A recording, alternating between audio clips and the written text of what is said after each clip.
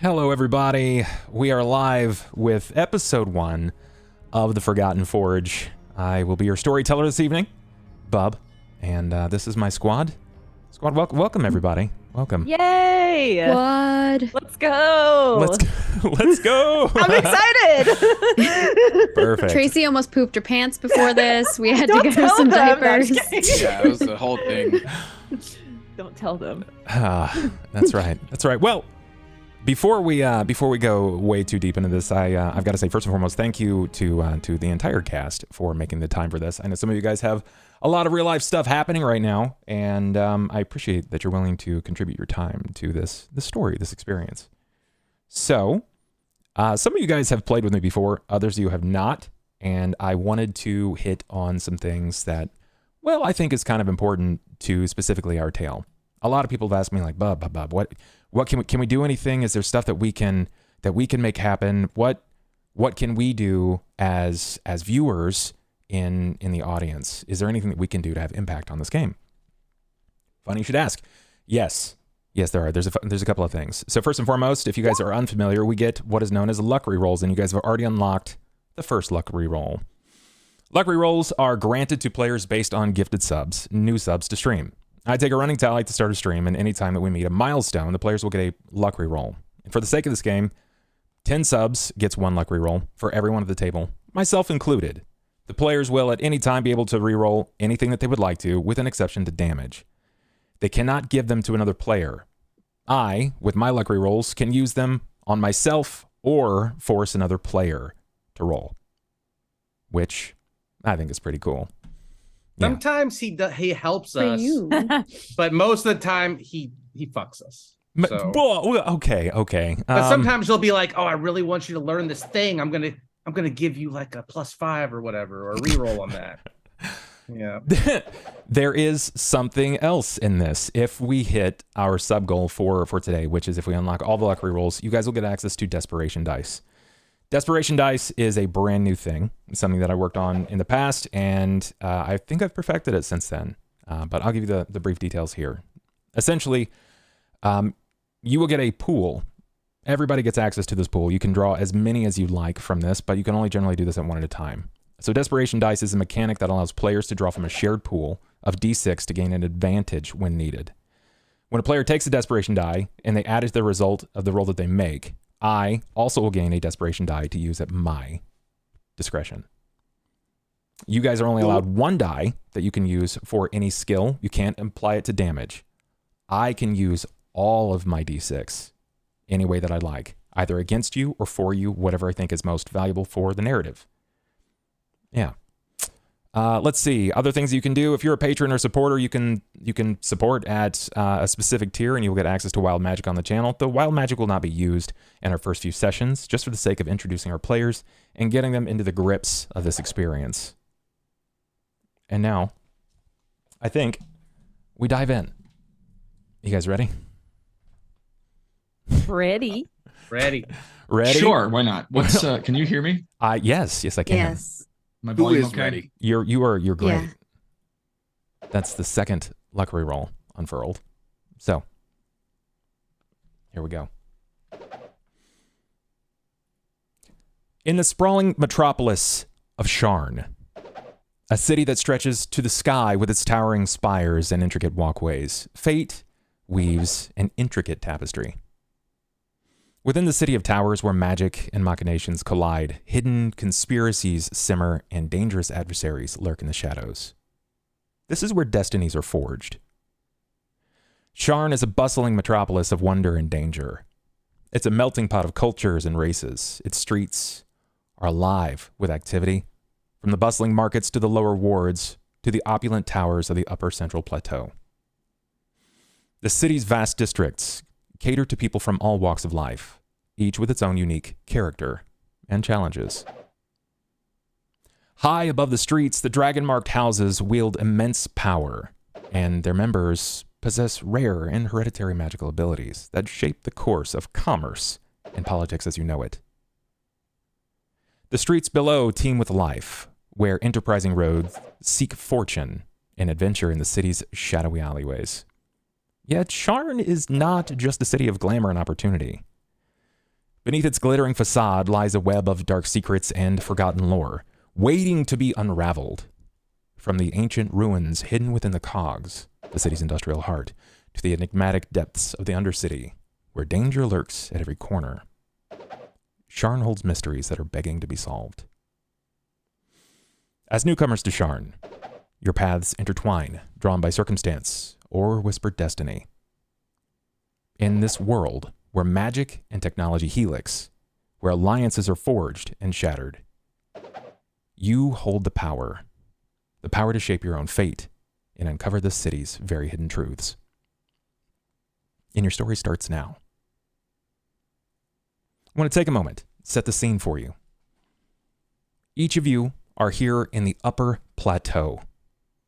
Just so everyone is aware, the Upper Plateau, Sharn is divided into 5 sections. And the Upper Plateau is as high as you're going to get before you hit the Skyways, a place of nobility. It's like, I was explaining to Maggie before this, the Skyway is essentially where your Elon Musks and LeBron James sit at the top of the tower, the highest echelon possible.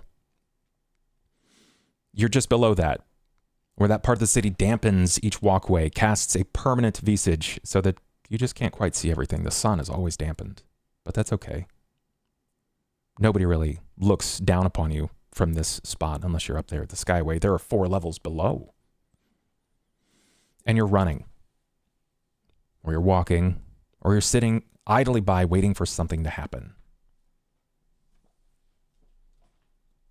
First and foremost, I'm going to introduce each of you in the position that you're at.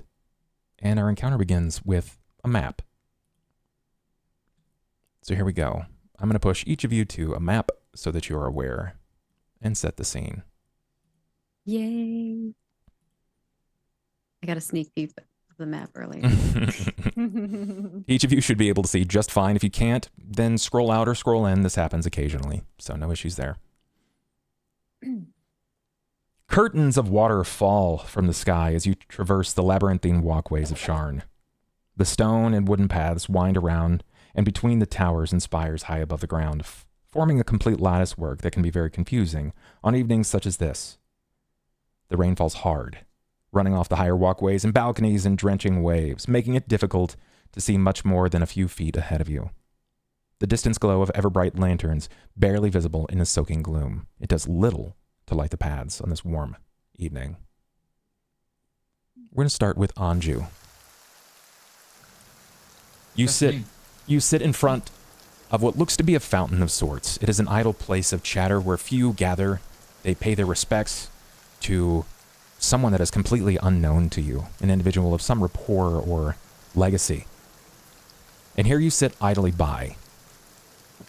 You've come to Sharn to test your mettle, to find whatever drives you, and you found yourself with empty coffers for motivation.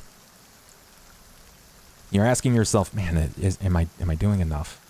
Am I reaching my potential? Describe what you look like for those at home. Anju is male, tall-ish catfolk. Tabby cat, sort of like, you can imagine like a Maine Coon, sort of, like with the white chin and the white chest and the white paws, but, you know, striking black stripes on brown fur. Looks more like a standard house cat than like a man, you know, in the facial features. It's not the, you know, you can see the icon. It's pretty accurate. Just imagine a very large bipedal house cat, with, you know, just standard green garb, like an emerald green, something that would, you know, blend in like a forest. Aged, looks younger than he is maybe, but definitely some battle scars across the left ear and the left eyebrow. And, you know, seems to be, if you were to guess, he would seem to be antisocial. If you were to just catch him across a room and take a wild guess, maybe not like looking for a conversation. Not that that's necessarily true, but that's what, you know, that's what you would see. How's he sitting? Horrible posture, I think, is maybe just hunched over. Oh, you're gonna say like a cat. No, like a man who doesn't care about his spine. Okay. All right. Most of us in this room. Fair. Okay.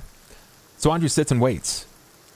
We have an individual, an older man who seems to be moving. He has drive. Something is moving him. There is a poignance to his stoic gait.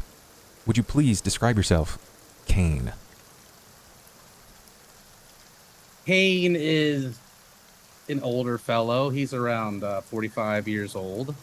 At full height, he'd probably be around 6 foot, but currently he's hunched over probably around a 5'8". The hunch isn't from age or weakness, but more so from poor posture as well. Like he's been hunched over a book or candlelight for many, many hours, and has just held that position for years. He has a very worn down robe. It's patched, very thin in places. It looks like he's worn it almost all his life, probably, or at least for years. It's just been constantly repaired. His hood eclipses his face, where it covers his eyes. His face is shadowed, where you could just see his mouth and an unkept beard about of medium length that he's basically just taken a dagger to just keep it from getting in the way of things, clipping it. Unlike our friend Anju, who probably looks like he doesn't prefer the company of others by choice, this gentleman looks like someone you'd probably avoid by choice instead. So maybe antisocial for another reason. And although it's raining, which would cover up his slightly dank and mildew-like smell, the only scent that's detectable is a faint smoke, a smoky kind of aroma coming off of him. And he's also got a staff that he kind of leans on as he walks very timidly through the city, almost as if every step he takes, he's almost as giving him anxiety being here. And at the tip of the staff is a curl, almost like a shepherd's cane. And it looks like there's almost like a leather-bound, small, like oval trinket dangling from it as he walks. Okay. Just to the south here, rising up a curled set of stairs, a smaller figure with a draped brown cloak, golden and glowing eyes. You've stepped up to witness this almost curmudgeon-like man pace on by. No one's immediately grabbed your attention, but nobody seems to be paying mind to you. Describe yourself, Scout. At first glance, one might think that Scout is a gnome due to their stature and height, coming in at about 2 feet. But adorned with a plain brown cloak, as Bub stated, they have large glowing orange eyes that shift color from time to time. Upon closer inspection, one might see that Scout is actually a Warforged, with dark wood plating, their wooden limbs conjoined by metal joints, and upon each of their limbs a variety of glowing enchantments etched in its dark wood plating, in the shapes and symbols that represent air, water, land, and heart. Its legs, not bipedal necessarily, but more of a wooden tread that makes a little sound as it moves slightly across the gravel ground. Very cool. Our next character, a younger woman, or at least appears to be so. Sera, describe yourself. You see a girl who is donned in armor, and they have long red hair, like an auburn hair that is tied back in a low ponytail. This like sun-kissed skin, and the armor that you're looking at is kind of almost iridescent. If you were to glance at it one way in the sun, it glows a little bit. It's almost like a pearl iridescent glow to it. And They also carry a long blade and a shield, and on the shield is a holy symbol. Some of you may recognize it. It's a sun. It almost looks like it's a sun kind of rising. And they step forward with a bit of a pep in their step as they walk up. Perfect. And our last character, with much more of a reason for swift movement, Ivan Freely. You know, the time is drawing. Your bosses, they didn't give you quite enough of a reprieve, so you've had to move swiftly so. One foot in front of the other, bolting in the direction of your house. And yet somehow still with perfect posture. Very much so. Ivan comes from a very wealthy household of parents that either very much approve of him or don't approve of him at all. He's a half-elf. He's quite tall, but young for having the elven background. He's only in his mid-30s. And he is wearing a white shirt that even in the rain seems to be somewhat too vibrantly white. And you can't quite see it on that token on the map, but right under there is he's wearing brown shorts that are about the length of like what you would see a runner wear, but they are skin tight to his legs. Borderline Daisy Dukes. Yeah, yeah. He does have like a small brown vest on as well and a satchel bag, but they are strictly work provisions, and he prefers not to have those on. He likes to just be in a plain white tee and short shorts, and in that bag is a never-ending supply of more white shirts. Oh my gosh, Oz and him would get along so well. Smoothly so. So yeah, I am moving at a brisk pace because I have somewhere to be. You can see the sun has since fallen over the lip of the upper city, in that it's still your minutes from home, and you have moments before the change happens. You're moving briskly so, and as you round the steps coming upward, you bump into someone. I'm going to need our first roll tonight. It's going to be a reflex from Sera. Oh no. Okay, let's make that roll. Where is it on this these Pathfinder character sheets? Under AC and Under touch. touch. Fort rough. Just go directly south of your Below attributes. all your abilities. Aha. Yeah. Yep. There we go. That can't be right. It's -1. Oh, you rolled a 0. Oh, you rolled a 1 and it's -1. I do have a hilarious. -1. Off to a great start. Okay. Now, Wow, first roll of the buff. wow, Just that's getting it out of the way. impressive. We're getting it out of This the way. reminds me of the first day of work at one of the places I worked at, where the elevator opened up and then I like looked into the closed elevator door. Oh. I cannot believe I rolled a nat 1 and I have a -1. Well, Sera, this is some of the interesting aspects of this. You have access to luck rerolls. Now, currently, you have 4 of them. If we saw 10 more gift subs, that would hit us up to 5, and that would give you guys the max. But as it stands right now, you have 4. You could use it right now. You have no idea when else you're going to need it, if you need it at all. You don't have to, though. Don't let It's true. Don't Don't let let him. You can use Okay. it whenever you'd like Although to. you might fall off the ledge and then bye, Sarah. Nice They seeing just you. die, roll one. I'm just kidding. I'm just kidding. It's my first roll. I'm kind of embarrassed that this is my first roll. I kind of want to use one, honestly. This never happens to me. Words we've been hearing a lot today, huh? Yeah. I re-rolled my microphone. Yeah. I'm gonna use one of our lucks. Okay, go for it. That's the thing, is everybody has access to them. So you're not using one of the party They're- totals. they're You have personal. 5. We each have Everybody one. gets them. Or Sick. in this case, you have 4 until we see Yeah. that. So Is that 5 per session? that much if it's better. unlocked, 18 is much better. Oh, if it's significantly unlocked, better. right. Significantly better. Ivan, It's a little bit better, yeah. you dash forward as you've come up the steps, and maybe it was just the lighting of this. Yeah, it's not really that bright up here, and you know that it's getting to be dark. You incidentally bump into someone hard enough that you would, a normal person, an older individual, would probably fall here. Sera, you're able to kind of grasp yourself. You push forward just a little bit. It's shocking, but not enough so. Before you is a half-elf male, probably just reached adulthood.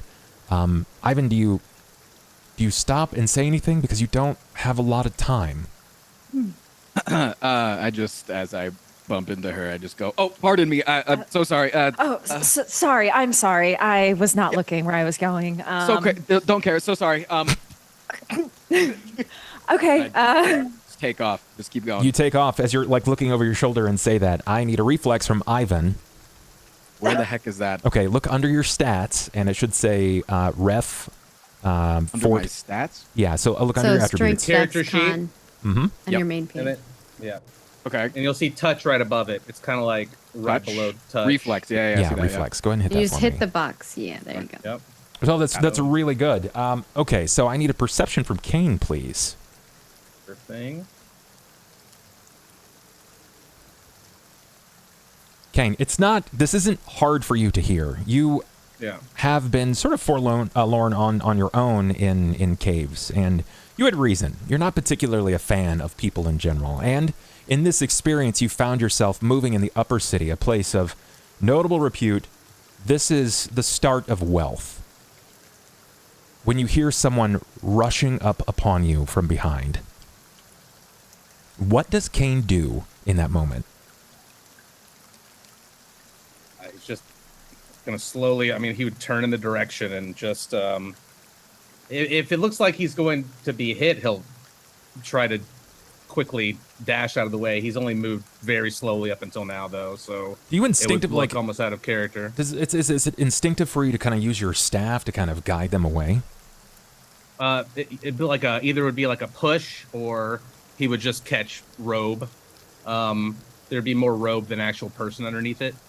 So almost. Okay. Okay. So it would look. His figure, the robe makes him look larger than he is because it's falls over him. Okay, I got it. Okay, so he wouldn't use the stick per se forcefully because he wouldn't want to damage its cargo. Sure, that makes sense.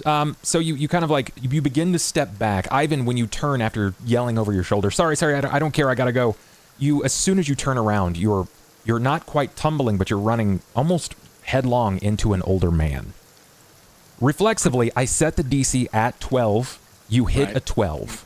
That's a 50-50 chance. Would you like to roll for a better roll, or do you want to chance it? I'll roll for a better roll. Okay, go for it. I do not want to bowl through an old man. Sure. You rolled a 12 again. Yeah. All right. The dice have chosen your fate. It's a 50-50. Even or odd in your favor. Choose even or odd. Even. Okay. If it's even, you dodge just out of the way. It's even. I also rolled a 12. It was meant to be. Ivan, you kind of like jaunt and like leap just away in time, and as you're bolting by, you see this man kind of cast this glowering glance down upon you. Even in his sort of haggard and smoky-like state, which you think is a little bizarre. You continue moving. He would be grumbling. Watch where you're going. Oh, imagine standing in this exact place at this exact time. Oh, so sorry. You can feel it, Ivan, as you're starting to run. The rain, these curtains of water are just pouring down upon you, and you can feel it in your fingertips first. The change is beginning. Now, Ivan, when this happens, your personal belongings fall to the ground. You wake up later, during the day, nearly completely naked. Thank you so much, Jackson, leaving us into our 5th luck roll. Appreciate it, brother. So we each have 5? Well, Everybody has some of you 5. have 4 now. Correct. Some of you have 4. I would like a perception, please, from Scout, from Anju, from Sera, and from Cain, not from Ivan. Okay. Here we go. I'm supposed to be good at that, but I got an 11. I'm distracted. This is admittedly it's difficult to see. All right. Okay. I have 3 left. Where is this on my character Perception sheet? I is thought I knew where it was. it's going to be on the right-hand Under your side in skills. alphabetical order in skills. Oh, true. Perception. It's the one of the 3s off by itself down there. And I click on the word. Yep. Up. Wow. Wow. Very, very good. That Anju makes sense. and You can see in the Sera, dark, yeah. your eyes become a flit. You see something moving in the darkness. You are one row above the highest spot in these towers. You're stuck at this point between Delanan Tower and, let's see, that is the Kelsa Spire. You're on a sky bridge. It's a bridge that was built to lapse between towers. And as you're watching this man, both of your eyes train at roughly the same time. A figure is falling from one of the upper bridges. And before you can say anything, I'll give you a perception right now, Ivan. If you succeed, this is what's important. It's gonna be quick. Let's see if you catch it. Very good. I will need a reflex. This is a difficult save. Reflex as well. Yes. This is not good enough. As you're running, looking down at your fingers, paying attention to this, you know that you've got to get there quick. You may even have to abandon your equipment. A noise almost whistles from above through the rains as a body falls flatly upon you. You are prone. Your character has moved just about this far. I'm going to guide you. And there's a body flatly over the top of you.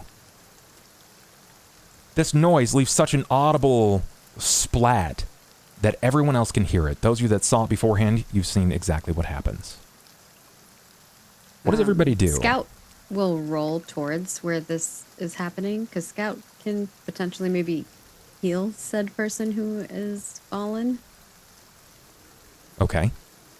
Feel free to move your tokens at this point. Ivan, I would like from you, if you could please, roll a d6. So that's /R 1d space 1d6. Mm-hmm. 3. You take 3 points of bludgeoning damage as this body just heaves down upon you, smashing you into the ground. Additionally, I need you to roll a d8. Do I have to lower my HP myself? Yeah, you will. You will have to. Cain's gonna look pretty bewildered, and he's gonna be looking up at the sky to see if he can catch any sort of clue as to where that thing came from. I mean, obviously, the sky walks. Okay. All right. This is what happens as each of you begin rushing forward to check on this guy. Anju, did you find yourself moving? I stood up. You stood up? I actually, yeah. Anju stood up and he maybe took a step to the side and a step back. He is kind of the mind like, it seems like they've got this under control. I don't really want to start any conversations right now, but I'm here. Yeah, I'm just, I don't necessarily, that seems like a lot Anju. right now. Anju and Cain, perceptions, please. This doesn't seem like any of my business. What? Fuck. Wow. Whoa. Jesus. You both natty one. That's hilarious. Jeez. That's RNG's so far favorite. To be clear, I'm down I to saw 2. it. Like, to be clear, like I saw the whole thing and just kind of watched it happen. This That's is fine. something. This is something else that's occurring. No, I know. Okay. I was just being clear that I was very aware of someone falling from a great height and was just like, "Huh, that's weird." Do you use a luck reroll here? I'm asking Anju. Yeah, fuck it. Okay. Why not?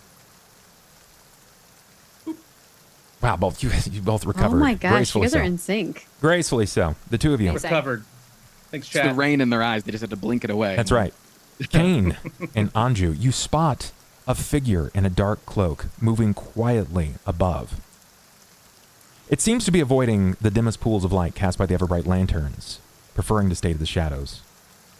Lightning flicks and flashes, and you see a shape on the stone floor of the bridge in the brief illumination. So this is like above, presumably where that person would have fallen from, ish. The higher Correct. tier. The higher tier, the So- highest tier. So we highest see a tier. shadow. You see a shadowy figure, and then we see their shape, kind of their shadow on the bridge. It is brief, yes, from the lightning flash. They're dodging the light. Now, What can we? what go do ahead. you do? I mean, what kind of information could we get from that? The shape of that figure? Is there anything? It's a medium-shaped two? figure, probably about 6, maybe 6.5 feet tall at best. You're not really sure when you're looking at, it's 30 feet up. You're not entirely certain what kind of information you're going to get from this. The other two that are there, they haven't quite begun to move this body off of this young man that passed by you. Do you Could end up? I, Go ahead. Could I? You said how far? What's the distance? It's from you. You're looking at about 50 feet away from you and about 35 feet up. Okay. I gotta check the range on all my spells. You got it.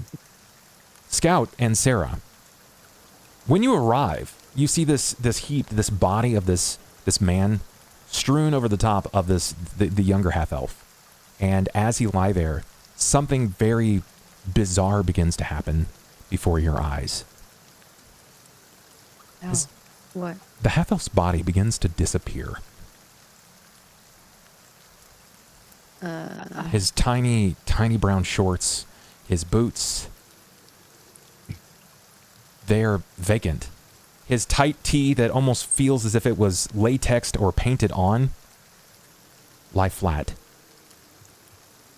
Something begins shifting inside of the sleeve of that white t-shirt.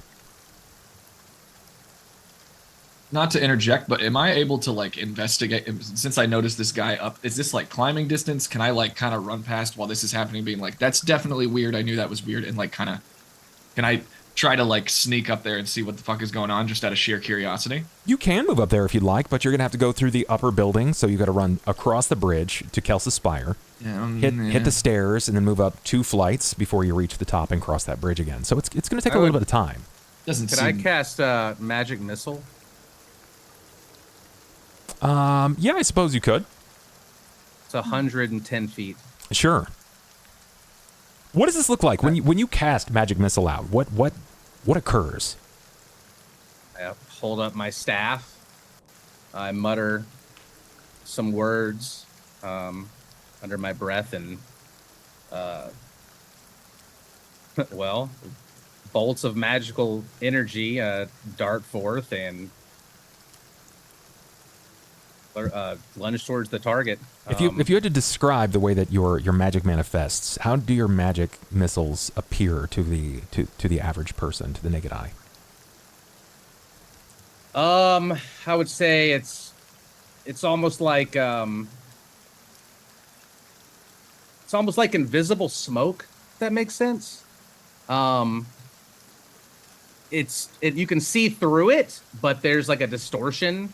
And then when it fires, it has more of like a shape, like a ball that you can kind of discern. Okay, as so it moves towards the target. Sort of like an orb then. I got you. Mm-hmm. Okay. You immediately rear up and you cast magic missile, and it looks like a puff of smoke before you hear like an auto and the figure disappears. They immediately fall under the vision. The floor is open. I was like on my way.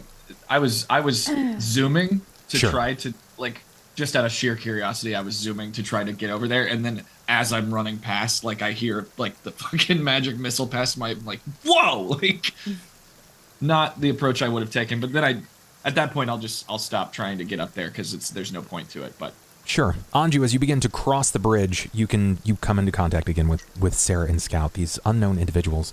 The two of you have stopped. The floor is open. I'm going to let you guys discuss. This is all you hear. I think Scout leans down to lift up there's like a cloth that's moving to Yes. like look inside the cloth. Is there a person's body that landed on top of this thing though? Yeah, an older, definitely older than this individual. It's a human male. Do they look like hurt? Can I heal them? There is a dagger deeply plunged into their back, So they're dead. and they're bleeding out. When I lift up the sleeve, what's inside? What's inside? It's something incredibly cute to most of the naked eye. This is a stoat. Okay. A small, almost weasel-like creature. Oh, Ivan, could you tell us a bit about your stoat form? Yeah, they're basically just tiny little, like you said, like Oh. weasel-like creatures. Yeah, I'm sure you can Google it. Googling now. Yeah, They're so yeah, cute. they're but they're actually looks like a ferret, kinda. they're known for my. being not only cute as shit, but also quite angry and aggressive. Well, Sera is like immediately she's trying to help this like stabbed individual. But the minute Scout lifts and you see the little creature, she just immediately looks at like her eyes glowing like, oh my gosh, it's Wait, so do I have to cute. voice act the animals? Because like Yes. now I'm an angry little stoat, right? Like If you know what, if you feel like you got the Yes. chops for it, then Do I it. encourage it. Yes. I think Scout will try to. I have wild empathy, I think, which lets me kind of like just like kind of work with animals. Yeah, And, yeah, of course. Scout realizes from analyzing that that other person that stabbed is probably not going to be killed. But tries to coerce this little stout to come out from inside of this thing, and you just hear, Come here, little one.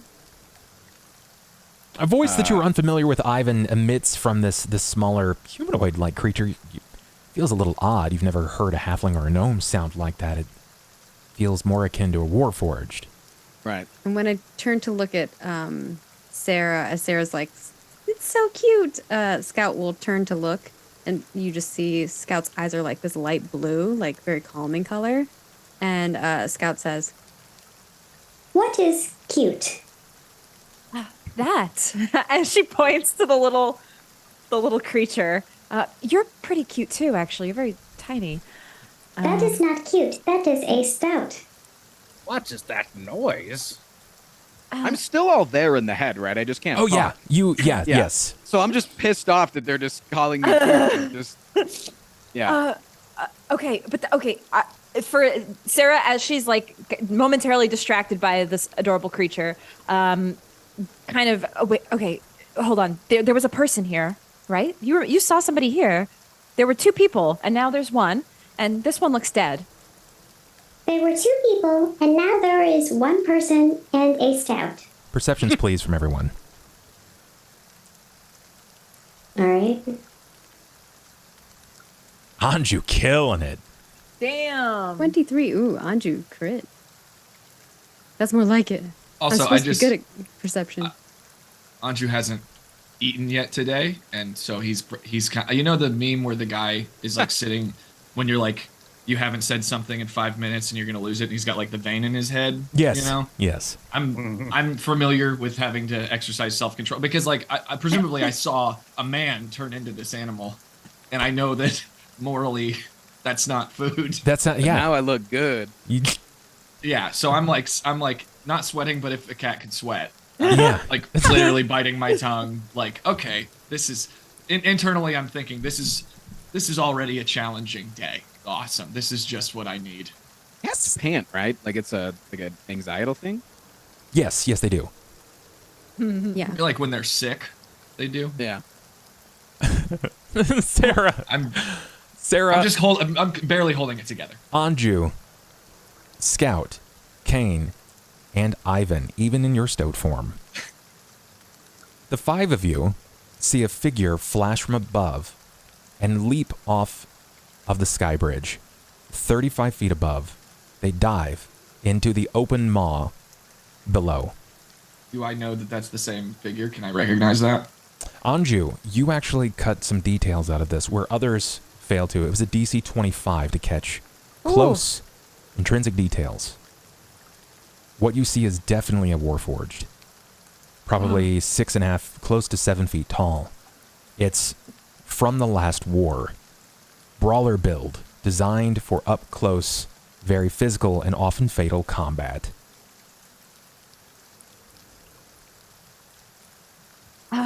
So you said close combat, Correct. and so I'm able to tell all this. Okay.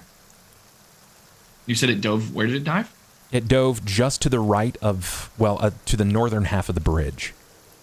Okay. Scout will try to pick up the stoat and go to the edge of the bridge to look down if Tristan will allow me to. You casted the wild imp, right? Yeah. Yes, Yeah, give then of me course. give me Absolutely. give me a diplomacy, Scout, please. Oh, I'm not very good at diplomacy. That's okay. Would it be handle animal? You know what? I'll accept that as well. Okay, that I'm better at, supposedly. 15. That's great. That's great. It was not a high check. You are very, very careful, and you pick up this this unnamed stoat, and you begin And to carry as him. Scout is going to the edge to look where this thing has dropped, while holding while holding the stoat out in one hand, says to Sera, No, I am not cute. I am Scout, and this is a stoat. I also, as you hold me over the edge, just like duck my head forward as well to look myself, so to maybe show that I'm actually kind of there. Okay, Scout, Stoat. I need to check on this person. And I'm gonna at least see if Thoroughly they're analyze them. They are not helpable. Are they dead? Affirmative. Oh. They look very dead to me, and I'll tell you what, I'll not take the blame for this. I You are Better not to give blame. chase. They came from above. so the person fell. They're stabbed, and okay, this is a lot going on right now. This is kind of a lot. I don't know what to do with this dead body in front of us. Should we, like, I say we kick it down to the lower tier. kick it down? I do not have time for such meddlesome things. I start jumping up and down, almost in agreement. It's very difficult, Cain, for you to get much out. Remember, there is still a distance, and it is raining a lot where you're at, so it's kind of cutting your volume a great deal. what is the appropriate lawful thing to do in these circumstances in Sharn? Like when somebody dies, what are like the things that are supposed to do? City guard or There is a city guard, city watch, and they are actually of much larger in amount in the upper skyways. So yeah, you report it. That is the lawful thing to do. Though, Okay. I think admittedly, you're not really sure what the point is of a body falling specifically on this stoat and how you can even begin to explain that. Yeah, this is kind of a lot. I mean, we don't have any witnesses. I mean, we're witnesses, but we don't have any. Does anybody know? Did anybody see who did this? It should be reported to the guards. Cain, are you moving at all? Anju, or are you staying where you're at? No, I was started sauntering towards the Go for body it. as soon as Go I. ahead. Move your tokens, please. Okay. So I was gonna ask before Dog had emergency, and of course I missed something, but I was gonna ask. I mean, I've got like hella sprint and hella climbing. Like, this thing jumped how far down? Like, would I be able to try and get a better look or chase after it? Like, That's a great question. How far are you willing to go? Do you glance over the edge? Yeah, something along those lines. Like, I would like to sprint to whatever edge that is closest to where it jumped down and just try to at least like peer over the edge or maybe climb down it a little bit just to get a better look as it's falling. Maybe ascertain more information or see where it lands. Then go ahead and move to where you wish to move your character to. You said on the north side of the bridge, right? Yes. Kind of about where you see Scout. So Scout's like looking over the edge with the little stoat in hand. Yeah, is there like a pillar here that I could presumably like swing around and maybe? Because Not there's really. there's this thing down below it. Not really much in the way of a pillar. It's just like a waist-high bridge. Crime doesn't really happen in this area. When it occurs, it tends to be a bit of a big deal, especially when it comes to murder. Yeah, especially when it's a Warforged, right? That's insane. So, You're the only one that knows that. What it was. Yeah, I still haven't communicated to anyone yet. I'm still like operating on instinct. I'll just flip around and like, hang off, kind of like Spider-Man style, where like one hand hang like can I put my feet on like the edge and like hang off and look down like this? Yeah, it's difficult. I would like to impress upon you that it is difficult because it is. I mean, a I don't wet have surface. to do an acrobatic thing. I just Sure, want to no, look I got down you. there and see where it lands. Yeah, of course. When you glance down, the next stop down is about 35 to 40 feet, and it's another sky bridge. Does it look like they're trying to land on that sky bridge from where You we are? don't see them. Oh, I don't see anything. What do I see? Give me a perception. Like, Because we saw them initially jump down. yes. I've seen them all twice now. So let's go for number How much 3. time has passed since they jumped at this point? It's you guys are talking like maybe 30 seconds, maybe a minute at best. Anju, you're looking and you can't even see where they landed. Scout, the same situation for you, can't even see where they landed. Admittedly, Scout, you're having a very difficult time seeing over the actual edge itself. You have to hoist yourself up entirely just to see that far. Okay. And if you're still going to hold on to the stoat, it makes it a little difficult for you to kind of scale up that area. Fair. I Ivan. turned I to think Anju. Ivan, Scout will hold. you found yourself the in stout. a very particular situation. You're being cradled by this tiny Warforged, and they're pushing their body up just over the rim to like peek over, which leads you looking into the open abyss below. Oh God. I feel Yeah, like I I'm would. going Go ahead. to like reach him out and let him see even more. Oh, And I shit. think Scout says, What do you see, little one? Like hold him out over the edge. "Yeah, holding him out over the edge." I'm gonna reel back a little bit because it's very hard not to just take that as an invitation. Anju, can I get a will think save, please? A little snack. I didn't say that. Oh, I did. Oh, you want to eat? You want to eat Yeah, the so stout? it's like you're handing me a Stout? fucking treat. That's Oh hilarious. no. I am don't one, think guys. Scout thinks I am that. only a man. Scout I is. mean a cat. Okay, where's my will save? Here we go. I'm sorry. Holy. Anju, that doesn't look great. Oh, Your no. luck.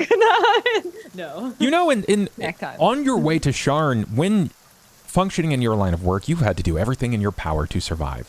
Survival is quintessential, and you make do in tough times. Admittedly, you start to slip a little. You know that there's more here to play, right? There's more here to play. There was a murder that definitely just happened in front of you, and you're certain that that's a man, and it doesn't feel right, but you can't explain this animalistic nature, and as you begin to sort of slip a little, you feel the salivation build up in your mouth. And Anju, I will need a reflex from you.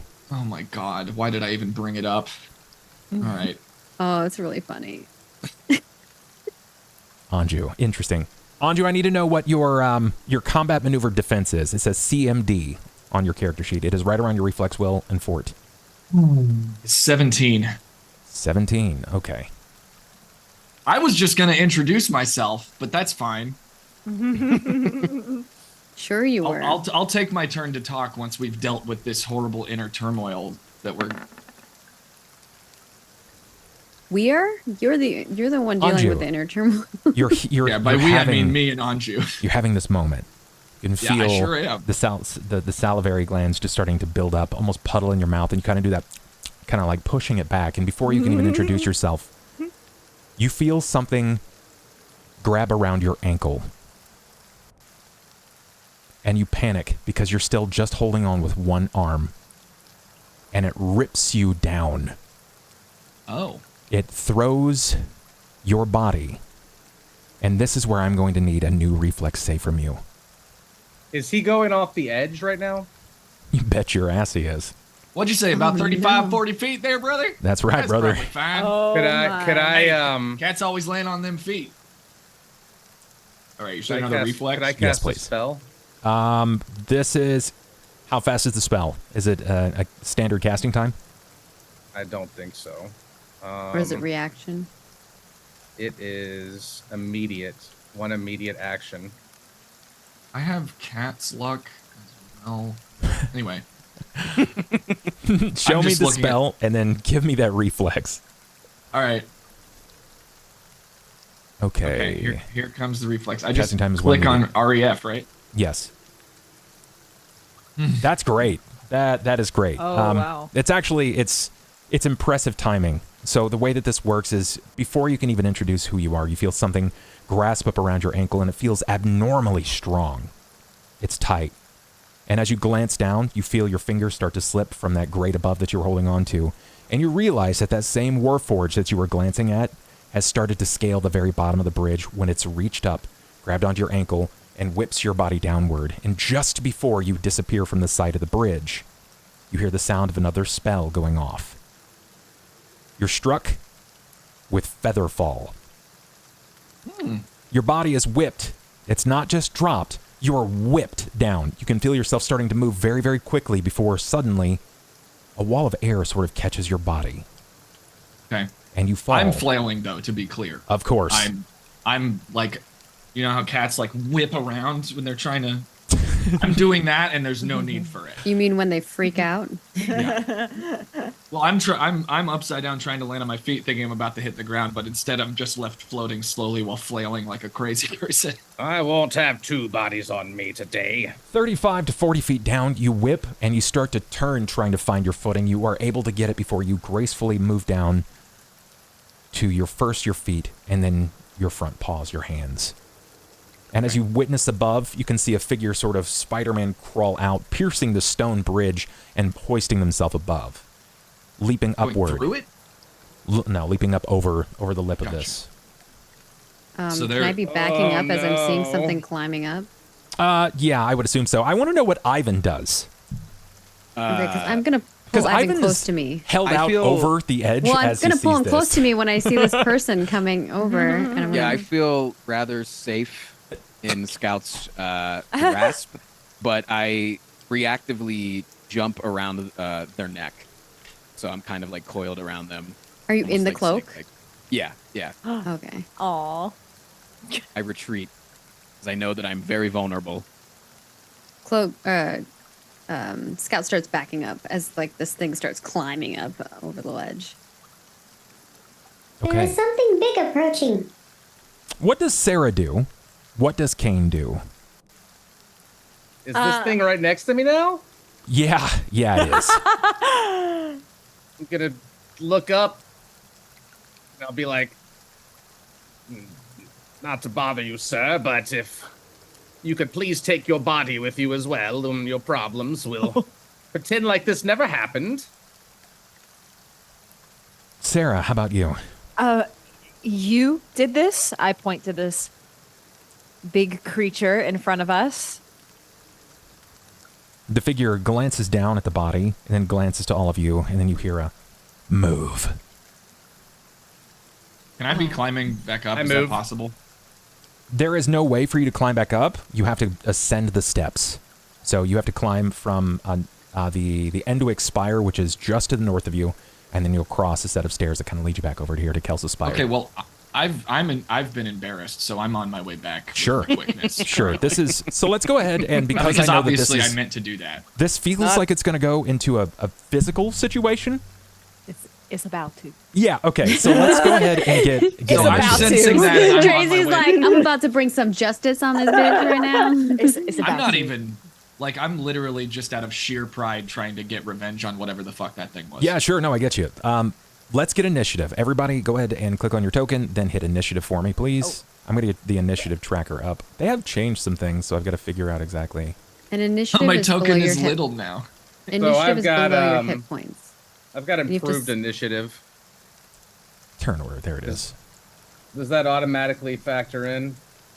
Yes, it does. It does. So I've got Scout, Cain, Sera, and Ivan.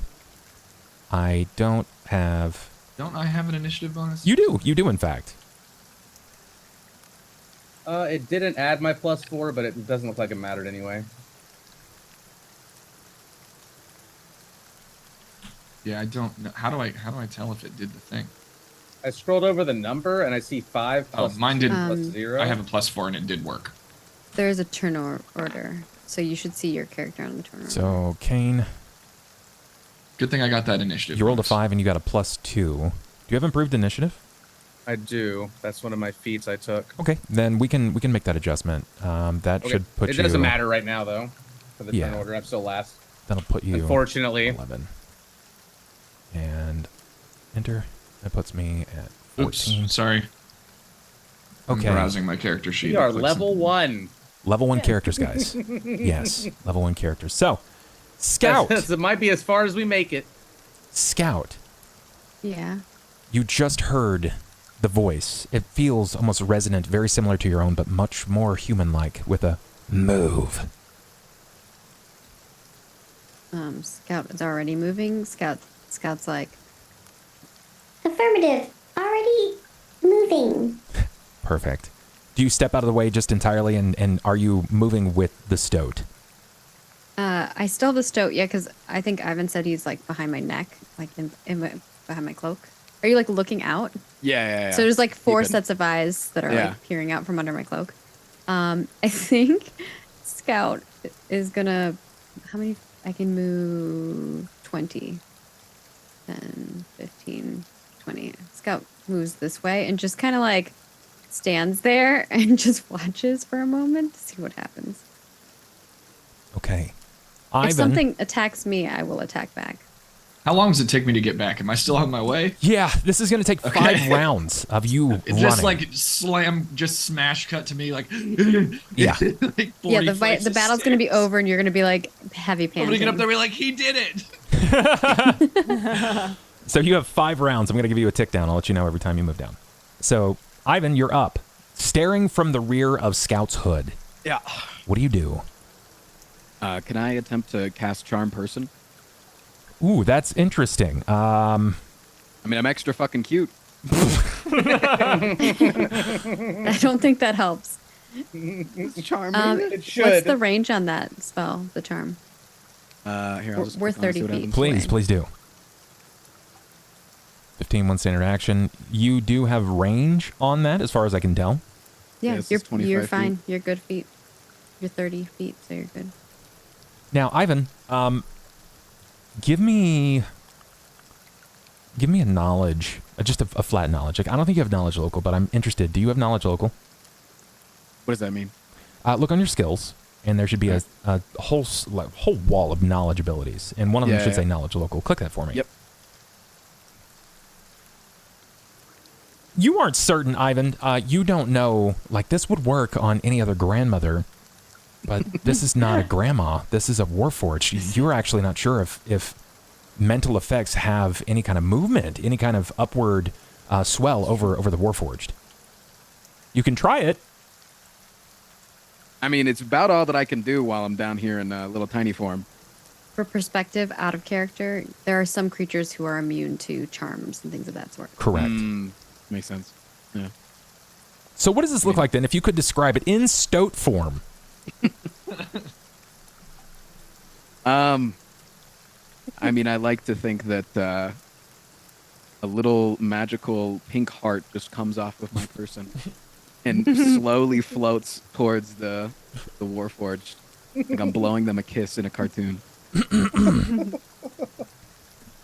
Ivan, you're certain this has worked on so many other people, but your, as Jim has stated, your Care Bear stare has 0 effect on Gotta try. on this figure. You're not even sure why. It didn't even seem to respond to it.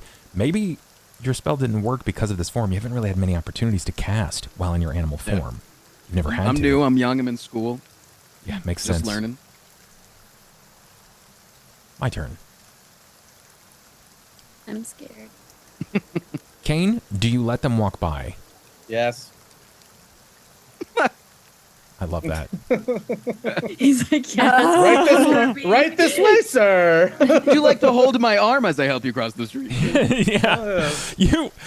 You let them pass by with this red cloak draped over the top of their body, disguising their face, but you can see the iridescent reds illuminate under the hood.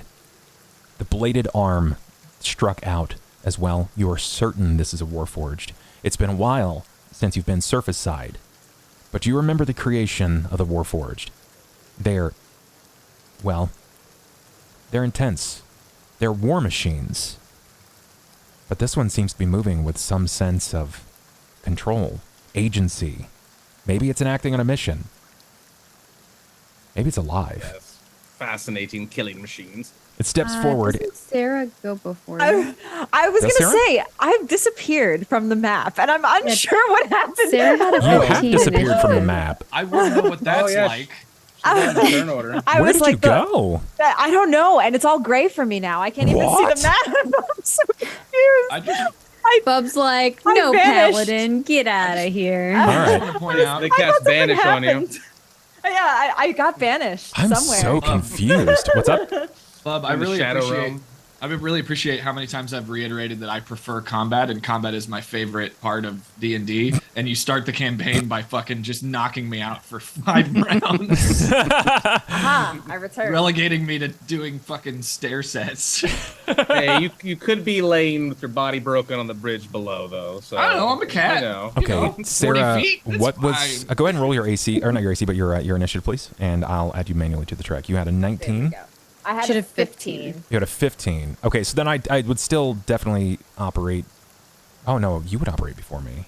Yeah, that's why I was like, I wait, can- doesn't Sera go first? I was gonna say honestly, like Sera just kind of she doesn't do anything on her turn. She just takes her weapon out, ready, and kind of holds her action for a moment, and waits to see what this Warforged does. So you draw your weapon, you hold an action. You haven't taken a hostile step yet. The figure, this Warforged, does just that. They move right up, and they begin to rifle through the body of the man. Their belongings and stuff. Yes. I guess I can't see it anyway. Why am I asking? The man that's dead or my belongings? The man that is dead. Okay. What are you doing? I own. command you to stop. Mind What is your this? own. It appears they're searching for something on the body. When you say that, Scout, so close to them, the figure turns and casts a glance at you. You see its eyes flash red. Flesh-serving traitor. And continues to rifle through. Ben! That's round Hi. 1. Cain. Cool. Can you give me some running noises so we really know how? Yeah. Now, at each round, smash cut to me. Moving slower and slower with every single turn. What does Cain do?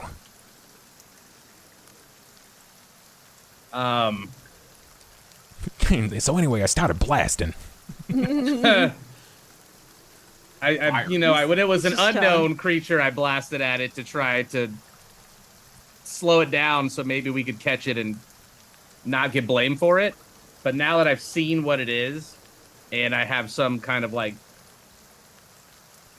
intelligence on the whole situation, Yeah. he's just going to observe quietly. That's usually what he does. Okay. If he senses, I will hold an action as well in case I sense any sort of like malicious intent, to harm me. Otherwise, like, I'm fine with him doing what he wants as long as he doesn't start trying to kill more people. Sure. Right now. Scout. Top of the initiative Scout's line. eyes in return flash and turn red. And Scout says back, I only serve the creator. It has no impact. There is zero response. There's not even a notification of it accepting your response. Would we And- in universe know that we would be? This is rare. This is like an impossibility at this point, right? Like Which part? a Warforged being hostile at all. No, that's far. They were designed That's what they were specifically for designed to do. hostility. is- I thought that I we were am past that. rare, Maybe but I'm- I have not attacked you. Correct. Yeah. Okay. I guess I was forgetting the lore. There's a lot of like particularly Warforged propaganda that states that they're particularly all about war. There is no reason for them to even still be existing. They should It's be rare for destroyed. one to be like roaming around the city though, like here, right? Somewhat, yeah. Particularly Upper City. Generally, they hold the houses and operate and do things with them. But no, a murder in Upper City is uncommon. And then Scout is going to, their red eyes kind of zoom in, and they're going to check and see what this creature is like searching for. What this other Warforged is searching for. Give me perception. 20. Very good. Scout, when you say that, your eyes begin to transfix. You hear that as the eyes sort of tune in to get a closer look at what's going on. And as the Warforged begins to rifle through this side satchel of this figure, a book flips out onto the surface of the sky bridge. And this wouldn't mean anything to anyone else.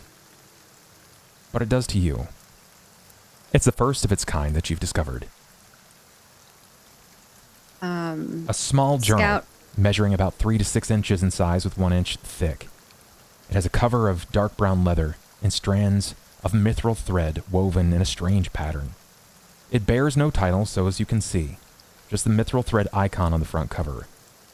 That icon is a metal gorgon of House Cannith. Okay. Scout immediately. How does my transformation work exactly? You're a transformer. I'm gonna just do it. You make that decision. Yeah. Scout immediately transforms into their fastest land form, and Is this your war form? No, this is like my speedy form. What do you call it? It is Your peace form. What happens to the stoat when she transforms? Ivan gets dropped. Yeah, I guess it's my. I think it's a cheetah. Yeah, it's the mechanical. It's my land. Yeah, the cheetah is your war form. Yeah. Can I roll so a I immediately reflex to hang on? transform into my war form. I become like a Ooh, wooden. great. Yeah, Ivan, please. mechanical Yes. Cheetah. So Is it just cheetah sized? yes. So everybody at home, if you're watching, Scout is a Druid Warforged. And it's a homebrew that I've created of the Warforged that bases itself entirely around 4 forms. You'll find out more in the future.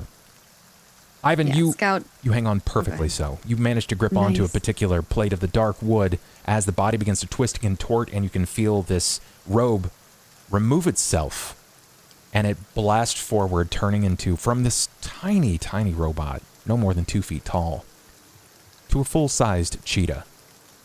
What does Scout do? And prior to that, Scout had like reached down under their cloak and like touched something on their leg, and then this all started happening. Probably only the stoat could have seen that because there was like a glowing thing going on with my leg down there. And I would like to rush forward, grab the book in my mouth, and run. Oh boy. Oh boy. Okay. That feels good. So we have had our action. You are entering into combat step. I'm not going to change much in the way about your icon, but it moves to that. It's going to shift your character forward, and yeah, let's get it. Feels good. Okay. You manage to grab onto this, stuffing that into your open maw, and as you do so, you start to turn. It's going to get a reactionary shot at you here. Yep. I'm gonna die, you guys. One shot. Maybe. Oh my gosh. Oh, don't worry. I'll be there soon. Oh, wait. You got like 4 more. This is ridiculous. I have like 10 We're HP, all just so you know. dead. It's okay, I have 6. Does a 16 hit you? Oh, A 16 AC does not. It does hit me. Yeah. Oh, shit. I Okay. think I actually am supposed to have more AC than this because of my dark plate, but it's not applying. What is your AC right now? It says it is 14. That's pretty. What is your dex? Is your dex an 18? My dex is a 13. Your dex is the oh no, then yeah, it should be applying. I believe it's applying. Okay. You grab the book, you begin to sprint, and rapidly what Sera and what Cain sees is this figure's hand almost mechanically swings back over its body and draws from their own vertebrae, pulling out a battle axe and swinging downward. With a glancing blow across your side, it opens up just enough of you to reveal past the dark wood. Let's see how much damage you take here. Oh my god. Okay. It's I'm dead. maximum. You're not dead. You're not dead. What is your total hit points right now? 10. 10. Scout is at -1. When this strikes you, it splits your body from the centermost part down to the lowest hip. And you can see the inner workings. Cain, this is your first time seeing what the inside of a Warforged looks like. There's tubes. Get my pencil out. And leathers, stone, all seem to mox up into the center mast to build all that this is. And this creature, as it seems to whip this around, the cloak comes off, revealing this mess. I'm going to go ahead and show you what they happen to look like, but I'll remove them pretty quickly. Copy. I'll paste. Remember, first level stuff, they're not this size. This is just an image. This is what they look like, guys. Oh, sick. Whoa. That's cool. That's scary. Draw forth this battle axe and swings it down immediately. It cleaves into the back haunch of this dead man on the ground. Body seemingly stuck. Scout, give me a reflex. You've started to bound away. Okay. You tumble. You got just enough, like, push beyond that you started to tumble. You have moved about this far away as your body has almost been cleaved in twine. Ivan, you're holding on, narrowly losing your own life. You felt the wind of this battle axe cleave through this figure known as Scout. Sorry, I'm taken aback. I feel like I'm just gonna reactionarily run as far as I fucking can. Where do you go? Which direction? East. East. You got it. You got it. I'm going. I'm all right. However far I can go. Right. Tiny Stoat is moving. Sera. Oh man, I am met with a predicament here. You as are. I just watched this being destroy this poor little creature, and I don't think I can stand by idly and watch that happen. What does Sera do? I am going to pull out my shield now too and raise it over Scout, and I am going to strike at this Warforged and try to attack. Make an attack, please. Yep. I have to hit longsword. Is that okay? 21 to hit. 21 is definitely gonna hit. With yeah. 5 points of damage, that's really good. Yeah, I probably did a little dent in it, but you know what? It's something. You bring your longsword across its back, and you hear this, as your longsword kind of gets stuck in betwixt its razor blades and what looks to be like its spinal column. You hear this turning of gears as it seems to stop, and its arm locks in place, and its head whips around over to look at you, almost like an owl's would. It rotates so far, and you can see its barren fangs, this open maw, what looks like jaunted jack-o'-lantern-like teeth, as it stares back at you, eyes flashing red, and it lets out a scream of rage. Their turn. Oh shit. Its arm now locked, it turns to take a swing at you with just its hand. Okay. Rest in pieces. Sera. Oh, that's the wrong roll. Disregard that. Bam. Oh, phew. 7. I'm dying guessing a over 7 here, does bub. not hit you. That does not hit. It rakes its left arm straight across your shield, leaving deep scores across the wood itself. But it does not hit you. It turns and it tries to flinch away this. I'm going to give it a strength check to see how well it fares. It does not. Your sword seems to be wedged in it. Now bear in mind, your sword is also stuck in its back. Oh shit. And it's turned, so it's just you and the shield now. Yep. Ben, you're bolting. From where you're at, give me a perception. Give me a perception, Ben, please. I was about to. I'll give you perception. Fine, I'll give you perception. Of course. Do you wish to re-roll it? Yeah, I'm gonna take a luck reroll on Go that. for it. There we go. Much better. Go ahead, what's your question? I've got acrobatics out the ass. I've got escape artist. I've got sprint. I've Sure. got climb. Like, Of course. help. Great thing is you're in a situation. You used your last round to move all the way up. You've gone up to the other spire. You're moving up the steps, and you find yourself in a situation where you've just hit at the end of the round. You stop, and there is an open window that allows you to peer at the 2 levels directly above you. But wait, you're certain you didn't ascend that quickly. You're now parallel. It's horizontally about 50 feet away from you. What is the range with your bow? I don't know. I think my bow is something that you. Is it a short bow? Let me see. Where's my equipment at? It should show in your weapons section. It should show, correct. What your range is. I thought I was going to meet face to face with him and he was going to eat me. Hey, there's still time. Yeah, it is. It is a 60. It is a 60. Quick snack. Mine says I'm seeing numbers that say 30 and 120. I don't see anything under weapons and attacks. Here, let me pull this up here for Mr. Am I missing Anju. something on my sheet? I'm going to take a look real quick. That's because we don't have your weapons up in. Anyway, Got you. just for the audience, right? We're still smash cut.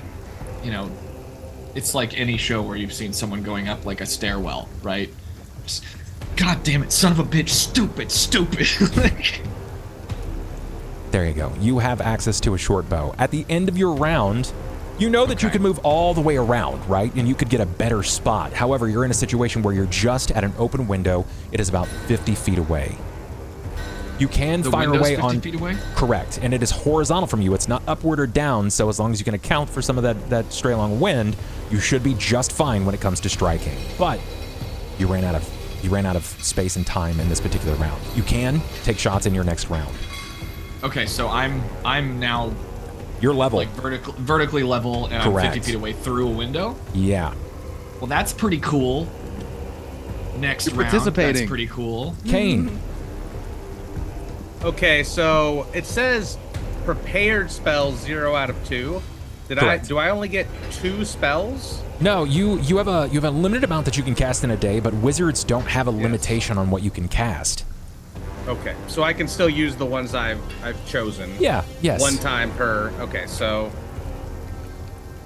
I mean, they're fighting him and he's trying to kill more people. Correct. I'm going to try to mudball him. Go ahead and I want to read what Mudball is to everyone, so please. Licking some poo at people. Mudball. When you cast a spell, you conjure a single ball of sticky mud and launch it at an enemy's face as a ranged touch attack. If the mud ball hits, the target is blinded each round at the beginning of its turn. A creature blinded by this spell can attempt a reflex save to remove and or shake the mud off. So it is a ranged touch attack. I've got its touch. If you want to cast that, go ahead and make that attack, please. So how do I clicked it from my sheet. So do you have access to a sling? Sling. I have a dart gun. That's it. That's totally fine. It's going off of something else. Just go ahead and whip that. I'm counting against its range, but it's going to function off of your dex mod. So it's 15 for its touch. Its touch is 10. Ooh. Nice. Freaking nice. Does it have a damage? It does not have a damage. It's just blinded. Oh no, it does. It does. Wait. No, it does not have damage. It just blinds it. So you've whipped this through, blinding this figure. You manage to cover up its, well, eyes, its sensors. Where does he get the mud from? Where does it come Conjure from? Just You don't want to know. That's a good question. Speak on that. It's from what I understand, I just channel the ability and Earth appears in a floating ball and then gets flung at the face. Do you feel lighter after you use it? That's what we're asking. It is Everybody wants to raining know. though, so I'm sure there's lots of mud around.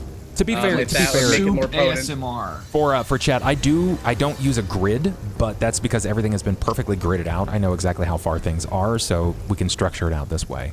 It's usually a give or take, right? If they've got to move 32 feet, I'm not going to hold it against them because they generally strike out further than their location anyway. I'm not going to sweat it.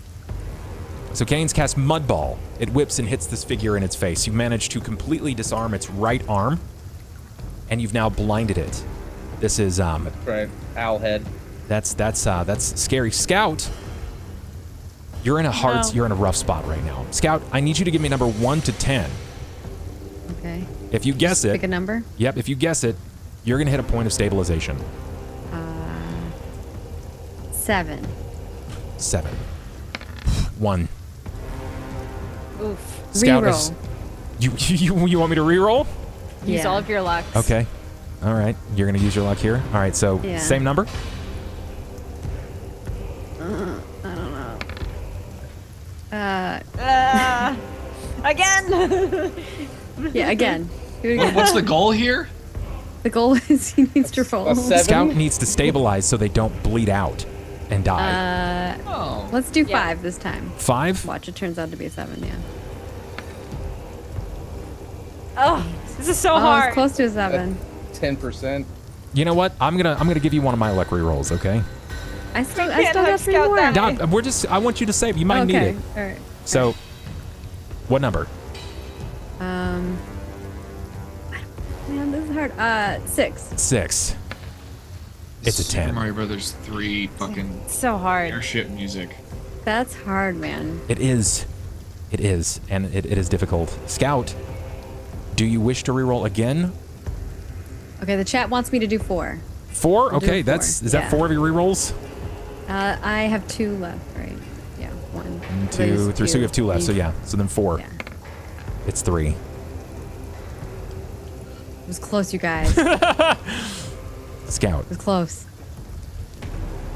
your lifeblood begins to pour out of you. It looks to anyone else like an oil, a bit of a slick, a puddle begins to pool up around you.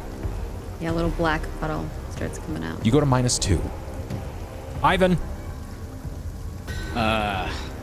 In a moment of clarity, I realized that somebody just took a big blow.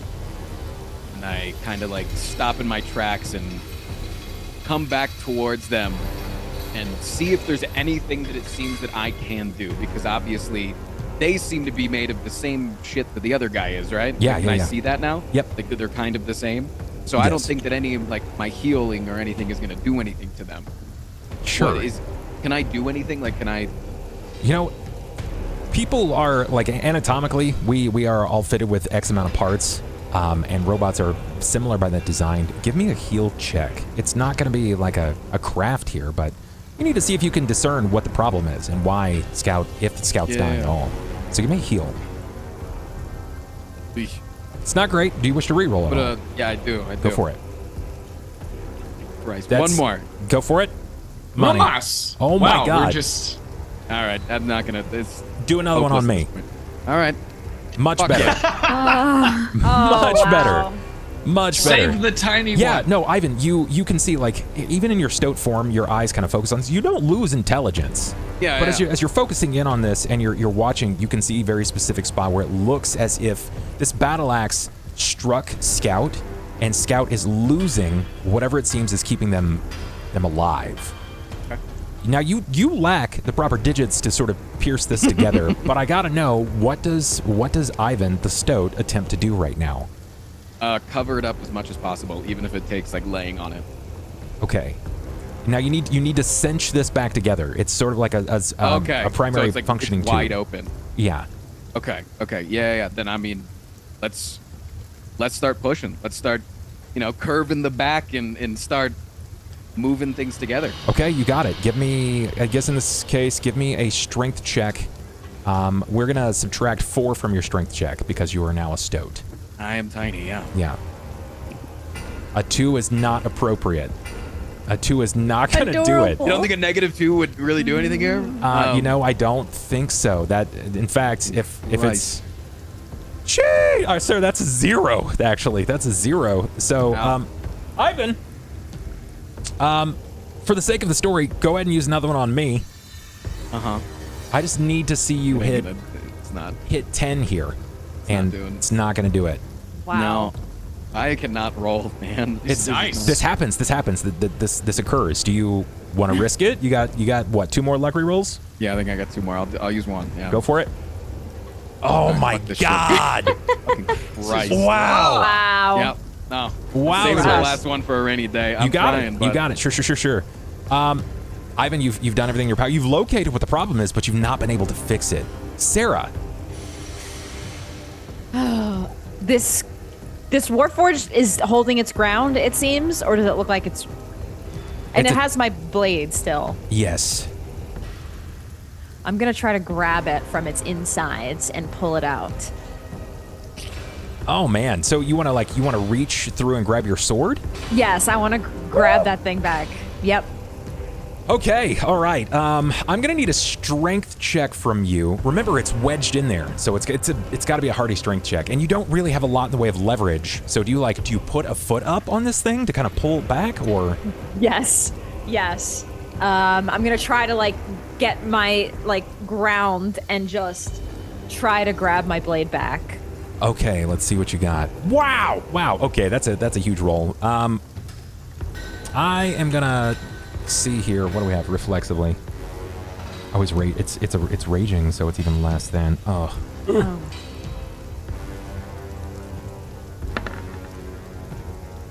That's didn't roll right. It's supposed to be minus.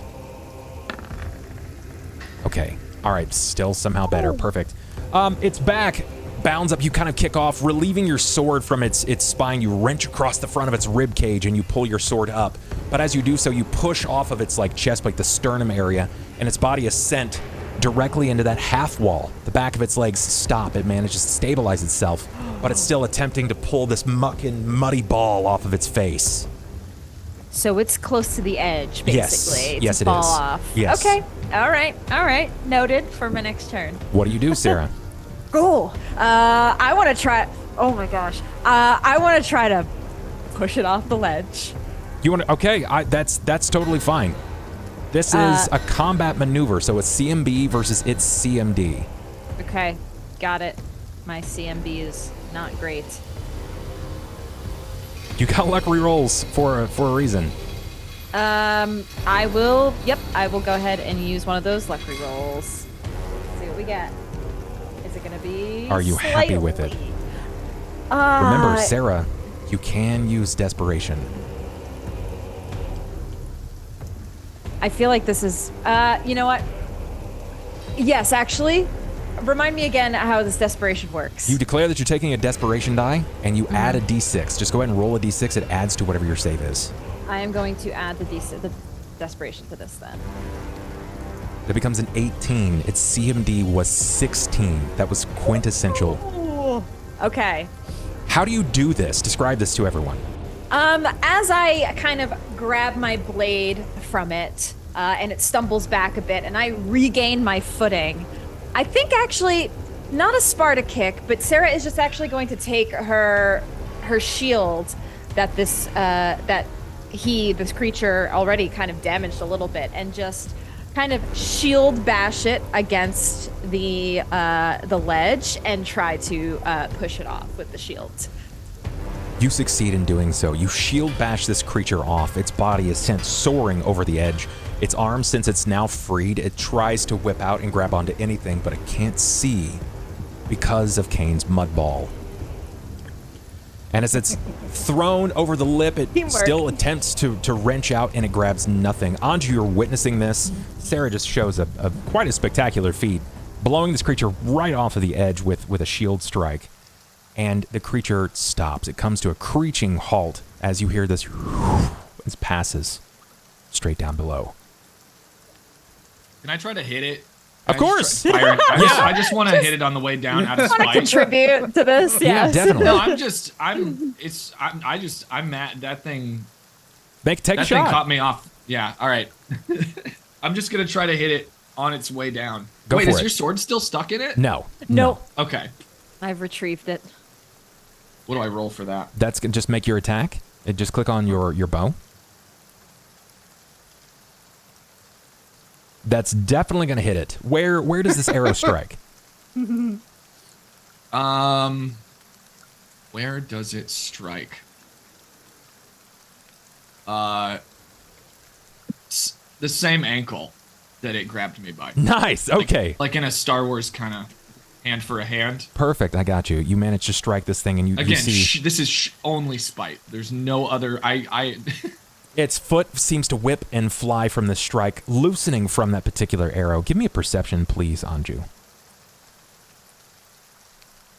How come this motherfucker can roll back-to-back nat 20s, dude, on his perception? Wow. I don't even know. Check his And I'm a PC. perception build. Another Yes, you specifically. You don't get to complain about anything ever again. All right? That's you're killing the rolls tonight. You're killing them. So this was a difficult roll actually. So very good on you for seeing this. As your arrow strikes, its body goes limp. Its eyes seem to go flit out dark, like it's been put out. You can see through that little bit of mud still across its face, and something erupts from its forehead. It looks like it's this small pseudo drake that erupts in this red electrical form and flitters off just betwixt and behind a building. Okay, is the dragon like corporeal? Is it real? Oh, it's real. It does not have a physical form, though, as it seems to strike a building and disappear. Would I have any knowledge of that? Like, or is that just like, what the fuck, there's a tiny dragon, can we stop with the tiny animals already? How familiar are you with Warforged? He's so hungry. I've got knowledge local and knowledge dungeoneering, but they're not great at all. I'm dumb. Like, I'm not super educated. I'm new in town, right? You've got no idea.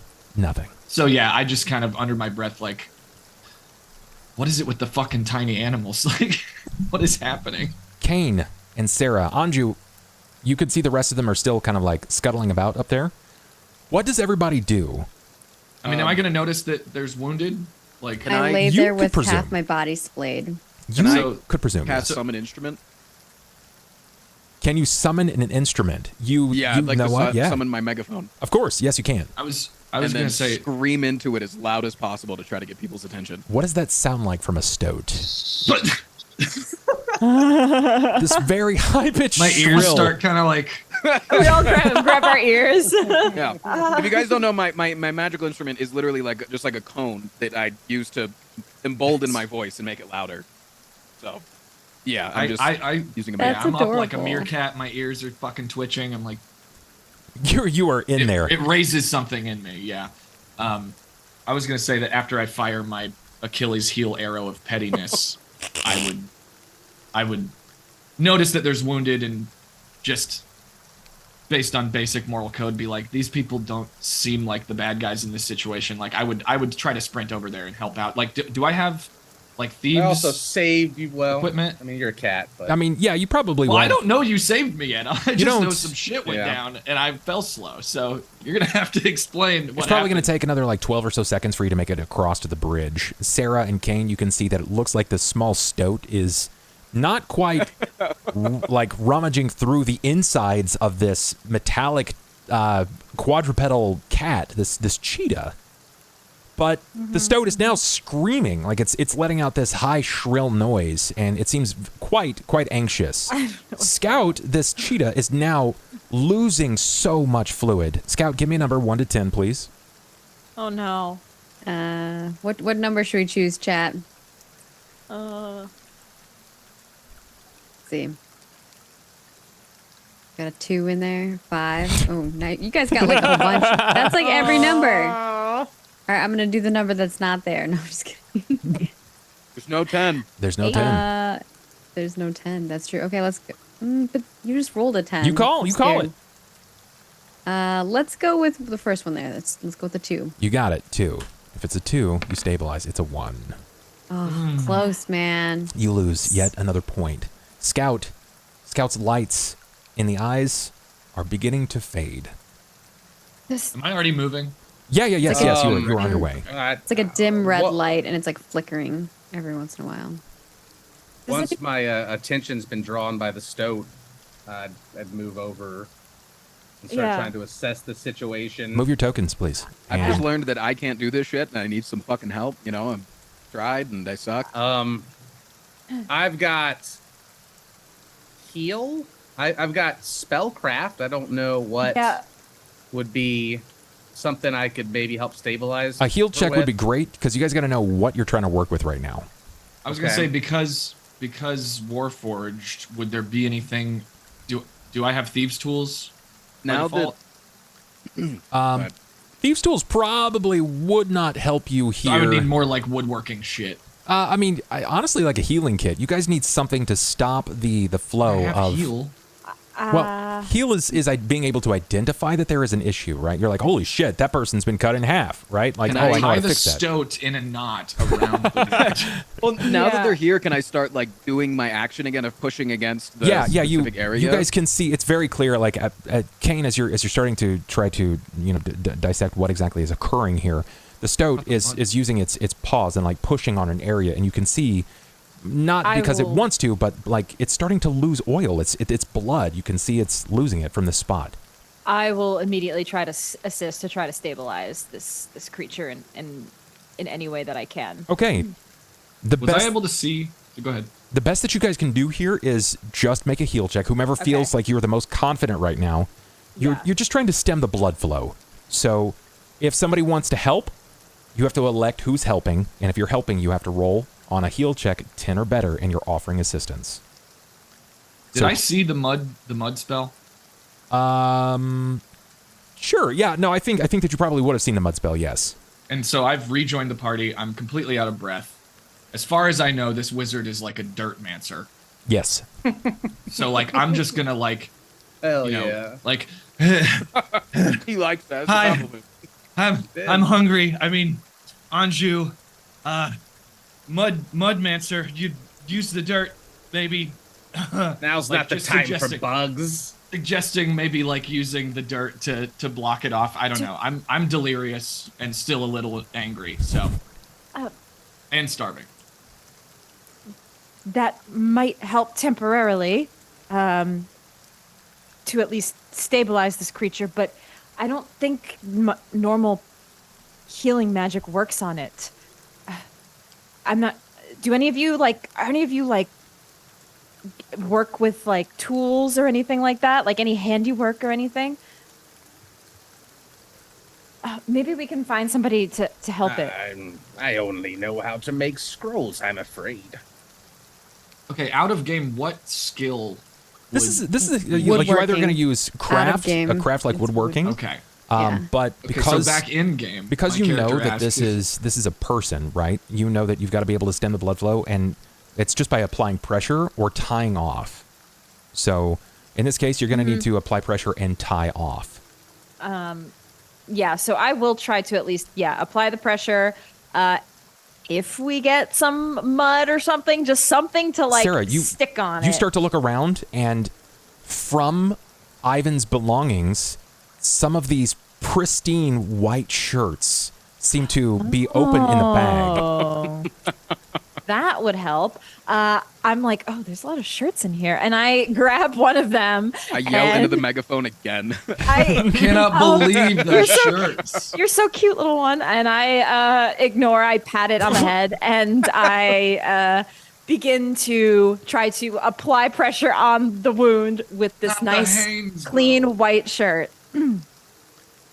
I like still out of That's breath. I'm now like, soaked yeah, that in makes more sense.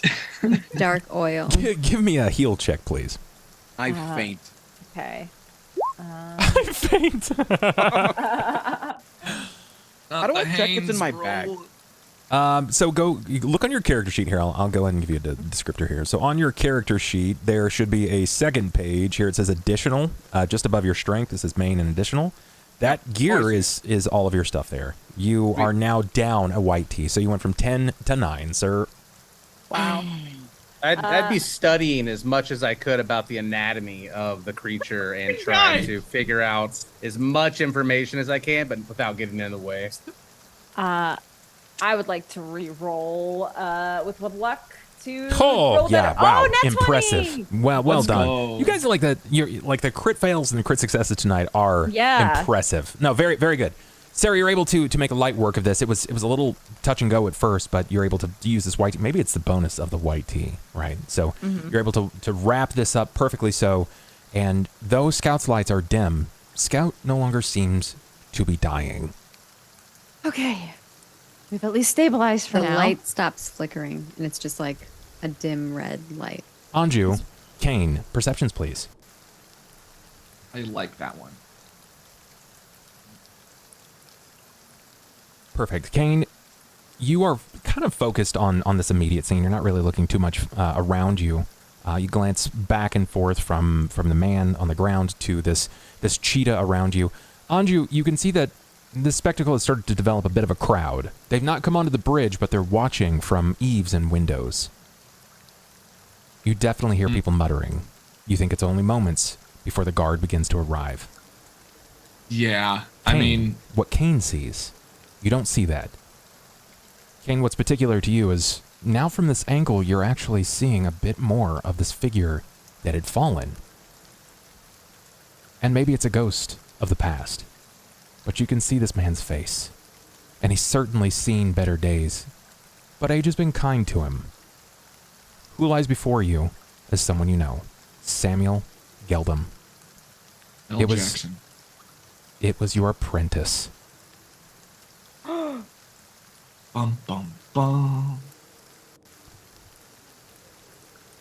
As soon as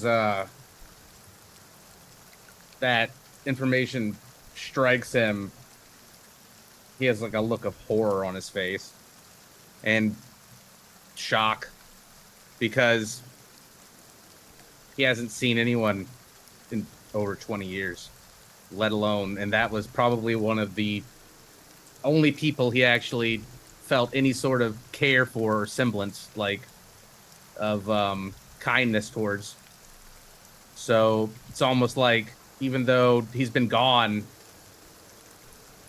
he's coming right back and experience a big loss. Before, when you weren't exactly tied specifically to this group, it didn't make a lot of sense. You still have bigger things, bigger fish to fry. But now you seem fairly woven into this immediate scene. Stepping away now might be hazardous not only to your reputation, but to the reputation of your previous vassal, your apprentice, Samuel Geldum.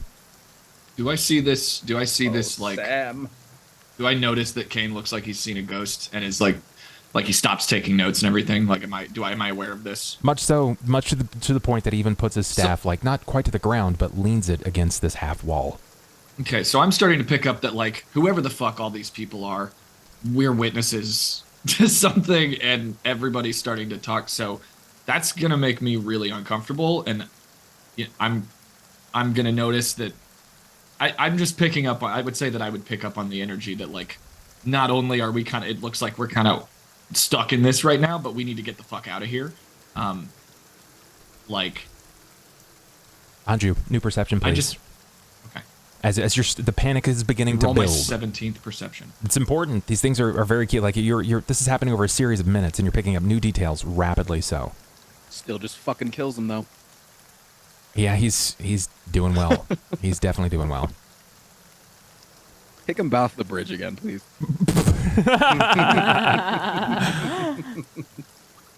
It takes your eyes a moment to adjust before you realize that guard are starting to arrive. Can I try to look through his things real quickly, like before other people get there? Now that I have a renewed interest in attachment, I'll just say, like, hey, y'all seem lovely. We need to go. Like, We can just tell the guard what happened. it's Sam. He was just a boy. What are you, a cop? Like, I can't. We're not doing guards. Who's Sam? I knew him from many years ago. He was just a boy then. What's happened, Sam? What's happened?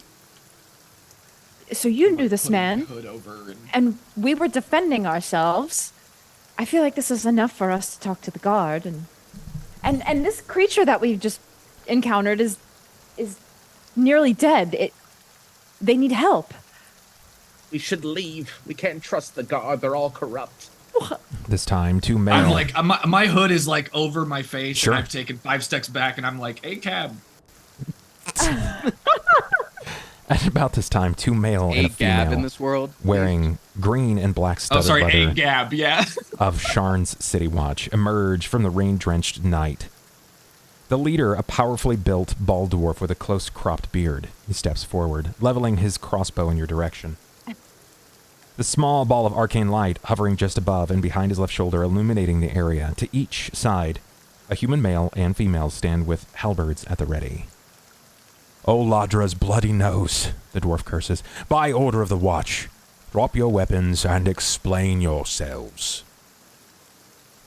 By order of Dol Ara, we have defended. We are defending ourselves. A Warforged attacked us. This man fell from above. Do you point to the man on the ground? Because it looks like everyone is currently centered around the mechanical animal. Yes, I will point to the man on the ground, and I will say, the creature attacked this other creature, and it was messy, but we were all here for it. The guard takes a few steps forward, and he seems to be focused very intently so on the man below. I know this man. This is Sam Geldum. He worked at Margrave.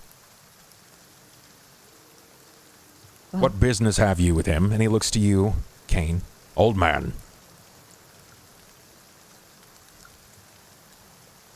I knew him, but it's the first I've seen him in 20 years. We must tell his family.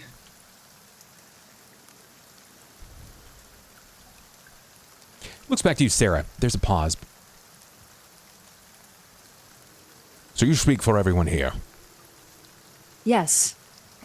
Oh, fuck. She says confidently. And you will bear witness to the events. We are all witnesses, yes.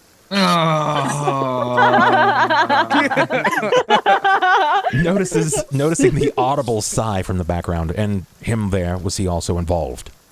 Oh, good. No, We were all... He only fell off a bridge. Yes. He was running for a bit. So, I accept that I've been dragged into this at this point, because I also don't want anybody to get falsely accused or anything. Sure. So, I cooperate, whatever the fuck that looks like. Okay. Then, sorry. My character hates cops. I'm sorry. No, I got you. Tracy, could you please, if you would, give me a diplomacy? Okay. Diplomacy, all right. Yeah, let's go. This is 23. This is my specialty. Suddenly, I believe in love. Love and diplomacy. Can you recount the experience for him? Tell me, walk Yes. me through what's happened. Well, myself and basically everybody here, we were all traversing this bridge, and there was another man, and this man fell on top of the other man. I jumped. Yes. I can see He attacked words me, on but your I jumped. forte. I'm going to give him a What? sense motive at your jumpy actions. I like Ivan's little squeaks randomly.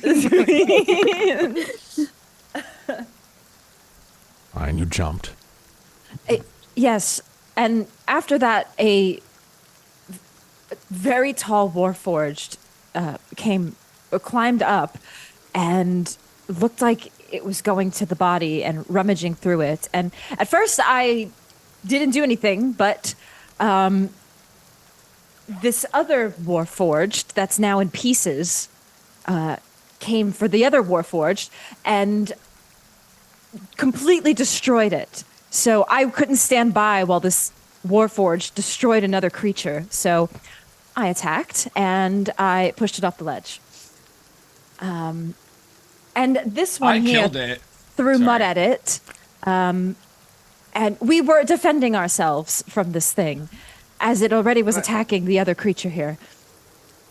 Yeah, I it rid us viciously of its attacked vision. me. And what's the deal with the weasel? I'm unsure. That's what I'm saying. There was another person here, and it's now this little stoat. What did you say? It fell. Your old mentor or whomever fell on a person, and then Are you telling me that this creature was that It rude was- young fellow who nearly knocked me over? yes, I almost walked into him too, and his shirt is there, his white shirt is there, and he was in the white shirt. I'm Well, like I do looking. prefer I'm it looking this at way. The man turns immediately.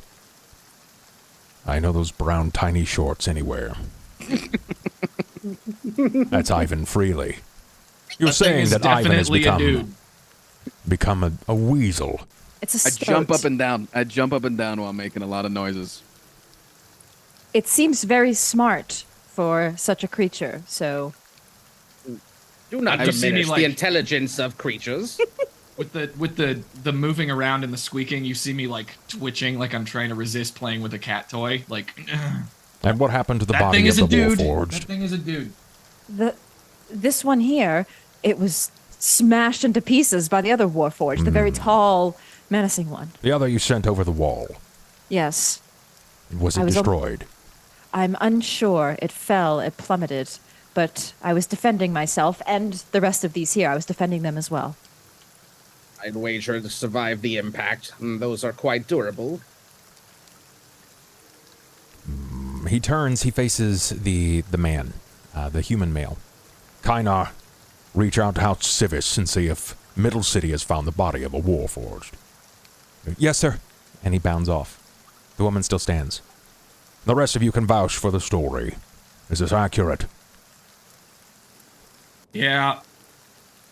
Yeah.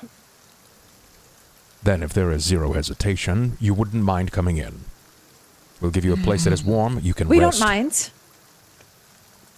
And we will bring in a craftsman to repair your downed ally, a friend of yours, I Thank presume. you. It was a small, cute creature that called itself Scout. Scout. Kind of Yes. moves up next to you. I've not seen one of its kind. Nor have Pauses. I. You kind of see he's moving around some of the trappings of the clothes just before Scout had burst out of it. Careful, it's wounded. You might Yeah, like reopen it. my distrust of cops, like I start to like, growl a little bit. Like, don't fuck with that. Where's its Yeah, Fuck with mark? the little thing. Mark? Where There's- is the maker's mark? It's covered in its own oil. I don't think we can give it a thorough search unless we properly cleaned and repaired it. Oh, Could fine. have been damaged in the fight. Liza, carry my bow. I must retrieve this and bring it back. Yes, sir. She steps forward and she grabs onto the bow. She seems I- to... Go ahead. Can I like sense motive to see if they're like? I want to figure out if they're like trying to. It's common knowledge that if they don't have a mark, that it's bad, right? It's- Yeah. they're- Yes. Okay, so Well- they need to have a mark. Yeah, it's part Yes. of The his specific identification, one. right? Like you have to find a very specific, not only the maker, Right, but if because they're not parts- supposed to exist. It's like contraband if it doesn't have a mark, basically. Kind of. Generally, Because yes. that means they're made post-war and they're illegal. Right, I remember now. Sorry. And they'll most likely try to dispose of it, right? If it doesn't have a mark, if and that's it's also common knowledge. correct, if it's a post model from the war and it's no longer needed, it will be sent back to a representative of House Cannith to disassemble or to repurpose. But if it's something that is valuable and it has a maker's mark somewhere that might be hidden, then it still will be sourced and used. It will be repaired. Is this guard reaching down to try to pick them up? Yeah. Yes. I immediately get in between them and start growling. Okay. I do not like that because I have grown affectionate of Scout. I mean, we've made a connection, animal to animal. Sure. Really quick, Cain, you tried to vouch for Scout just now, right? Being like, oh, I think it was obscured by the. Is that what you were doing? I was basically being like, it's covered in oil because Covered it in was its blood. bleeding out. Right. It's split in half. The wood's been damaged. We don't know if the symbol maybe got splintered off. Yeah. Like we were gonna need to kind of try to stabilize and put it back together before we can thoroughly search it and get it cleaned off. Before there we any way go I can- jump in. I just tried to stall because Yeah, I'm like, can I vouch for I'm so- this? Can I vouch for this Warforged at all? I mean, it's not the best idea given my character sheet, but my character doesn't have his character sheet. So Give me diplomacy. Yeah, please. I would like to vouch for this thing because it's clear that it was not, that they weren't aggressive in the situation. They weren't hurting anybody. Okay. What happened to that book? Can I get? It was in my mouth. It's actually still in Is it- Scout's mouth. It's still in your mouth? Okay. That's not good. It's not bad. It's not bad. Your way to represent yourself is that you are like you have the sense of distrust about you, particularly regarding guard, and forms of authority, and this figure just reeks of it. So there's some shakiness in your voice. There's some distrust there. So your words don't go unheard, but they don't quite have the impact that you intended. That adds up. Someone collect this weasel. I'm not trying to hurt it. Not me. Sarah will pick it up. Can I resist that? Of course you can. Of course. So Sarah, Yeah. he's attempting to resist. What does this look like, Ivan? Biting at her fingers. Oh, I won't like put too much of a fight. If it bites me, I kind of just go back. Maybe not. Yeah, I bite at you, and then I like kind of like jump on top of Scout's body and like defensively, like I'm not gonna leave. Look, maybe we can try to find like somebody who's like a professional to deal with this. Like we're happy to talk and come in later and deal with everything. But maybe we can just help with this Warforged first. I agree. Let's save the small one from dying. This is kind of urgent. At this Well, point, a I'm already craft- wrapped up in it, so. I can draw a craftsman into the house jail. It won't be a problem. It's a little harder to have them meet in the middle of the street. Not exactly sanitary place for this sort of work. If you are Ivan Freely, then just be carried along with me. But if you're not, then I sound like an idiot talking to a weasel. So he leans down and starts to pick up the Warforged cheetah. I just kind of chill. I'm guarding, but he actually recognized that it was me. That means a lot to me, like that. Can I Seeing that you're not like- having a physical retort back. Yeah. Can I notice the gods, book? it's Ivan. Yeah, the book will actually fall from the mouth. Can I sleight of hand that?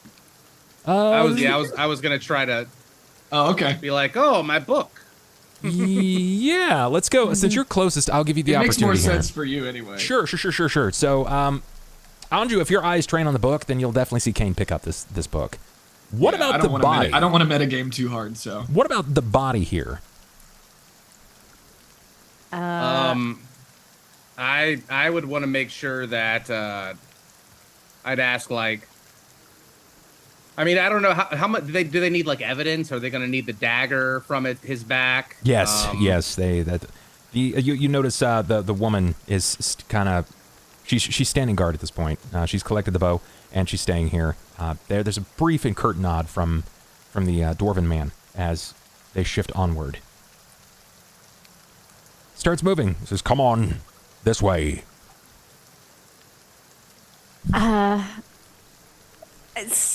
Sarah will follow along. She does want to make sure that this Warforged is going to be okay as well, so she will follow. Okay. All right, guys, this is where we're going to take our break tonight. We'll return in about 5 minutes. Going to give these guys an opportunity to stand up, stretch the legs, pee, do all that jazz, and we'll be back to see what happens if they may confess or own up to a crime that they didn't do, perhaps. Some kind sir or madam will bail them from their situation. Let's find out if their story checks out. God, I fucking hope so. Be back in just a minute, guys.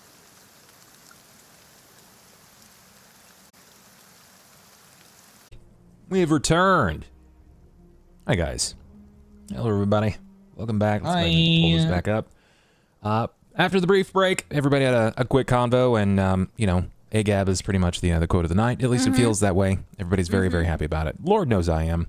And we find ourselves, our intrepid heroes, in a bit of a different sort of situation. Who knew that on this night of nights that you would be attending a jail? Not quite what you had in mind, bear in mind, but here we are. You've not been jailed. There's 0 bars. You find yourself sitting in a position where it's sort of like a lobby. There is a fireplace. You've not been provided with any meal. Multiple chairs. And it looks as if Scout has been removed from the area and someone is there to service. You did see them arrive. They've come with a bag of various rudimentary tools and things of that nature. Scout might be gone for a little while. How long are you guys willing to wait? Am I still with Scout? If you haven't left Scout's side, then yes. Yeah, okay. Cool. I am. I am willing to wait as long as needed. So Sarah's just kind of sitting in the waiting room, just kind of hanging out, looking around, but Just doesn't lawful. seem bothered.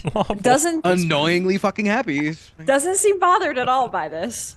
Because we are all complying and nobody did anything wrong. So she feels totally fine. I'm pacing. It's pretty. Oh, go ahead. You're just. I'm just pacing, visibly annoyed that I'm imprisoned at all. I'm counting my lucky stars that I don't have a history here. Let's just put it that way. Cain's gonna slowly walk over towards a chair and go, look, Squeaks. It has cushions. A small And bat he'll, wings from around the other side of the staff, where it seems to have curled up into a knot. What looked previously like a jewel, a small darkened bat hangs. It's nighttime, and we're now in a dimly lit room with the fire, and he's gonna unfurl his wings and kind of stretch out because they're nocturnal and whatnot. And Cain's gonna start thumbing over the front of the book that he was able to pick up, kind of feeling over it, but he doesn't want to draw attention to himself, so he's just going to keep it hidden up his sleeves and with one arm, and the other is going to reach deep down into the pocket of his robe, and he's going to pull out small little squirming insects, and he's going to start feeding Squeaks his meal for the night, basically, since he can't go out and hunt. I'll notice this and ask, is that a bat? Oh, Squeaks is much more than a normal bat. Of course he He's is. my best friend. Been meeting so many animals this evening. Yeah. Tell me about it. I'm just gonna go sit in the corner like I'm in timeout. Oh, what's that, Squeaks? Squeaks said he would share his bugs with you if you would like to partake. My ears Rather perk famished. up. My ears perk up a little bit. I'm like, Bugs. I wasn't able to forage too many, but I've got a handful here. You've got to eat them quickly or they'll squirm away. I'll sheepishly be like, I'm not completely against it. I am pretty hungry. All right, and he'll slap out a handful of bugs in front of him on the table and say, "Have at it." Thick and engorged moss grubs lie on the table. They're trying to move away, but it appears that being tucked away in a pocket for so long has sort of not quite inebriated them, but that is vile. it's made it so they don't so quickly crawl away. Do you reach out for them, Anju? Please, quickly. Oh yeah, I'm ravenous at this point, and I'm pissed off, and I'm resisting every urge to eat everything around me. So at this point, yeah, I drop my ego and I eat the fuck out of those bugs. Sure, it's a real Timon moment. Yeah. It's not a delicacy by any means, but you definitely note that they are at least pocket warm moss grubs, quite juicy, if there was a proper term for them. A little You flint. say they're vile, but if you throw them in a pan, they crisp up quite nicely. I've had worse. Do you eat them? I look to Cain and ask, or is it just your bats? Well, when you're someone in my position, you aren't picky over your what's available. You just try to survive. Really? Okay. At this point, all I know about you is that you can conjure mud out of thin air and you eat bugs. And so internally, Anju's like, I'm starting to like this guy. He's kind of cool. Also, how was your fall? Did you land on your feet? Yeah. Yes, obviously, I always land on my feet. Duh. Did you see that fucking arrow? Come on, I'm like really defensive. I didn't think the creature wielded a bow. Are you? No, my arrow. I killed it. Oh, you were there? Yes, I killed it. Oh, I delivered the final blow. You're welcome, honestly. You killed it. Yes. I mean, I helped. You hear that, Yes. Squeaks? We've got a true hero here. All right. Now that you mention it, it was my fall was a little unusual. Did you have anything to do with that? Well, I wasn't going to have 2 corpses on my hands tonight, ideally. Well, I guess don't make it weird. I guess I just thank you or whatever. It's fine. I haven't decided how much I'm going to charge for that little trick, but I'll let you know once I come up with a fair amount. I'll negotiate for the bat. Ideally, I try to save that spell for myself. I'm not fond of high places, you see. Which seems really ironic, considering Yes, like we were on a sky bridge. You do know you're in the city of Sharn, yes? Like, Yes. you know where you are, old man. Well, I would hope so. I did call this place my home once. Well, maybe you live on one of the lower levels.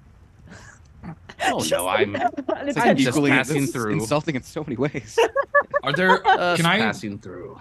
Are there any guards or authority figures nearby? Or No, can we no. speak freely? You can speak free. I mean, like the door's open and some of the guards are kind of walking through. None of them are looking at you guys with any kind of hostility whatsoever. It's a waiting area, so like it's open for you, free communication. Yeah, I didn't know if I need to like roll something to make sure that nobody overhears, but I want to Interesting ask. enough, if you whisper, then I'll believe that you're whispering. So go ahead and whisper up. Well, fuck you, bub.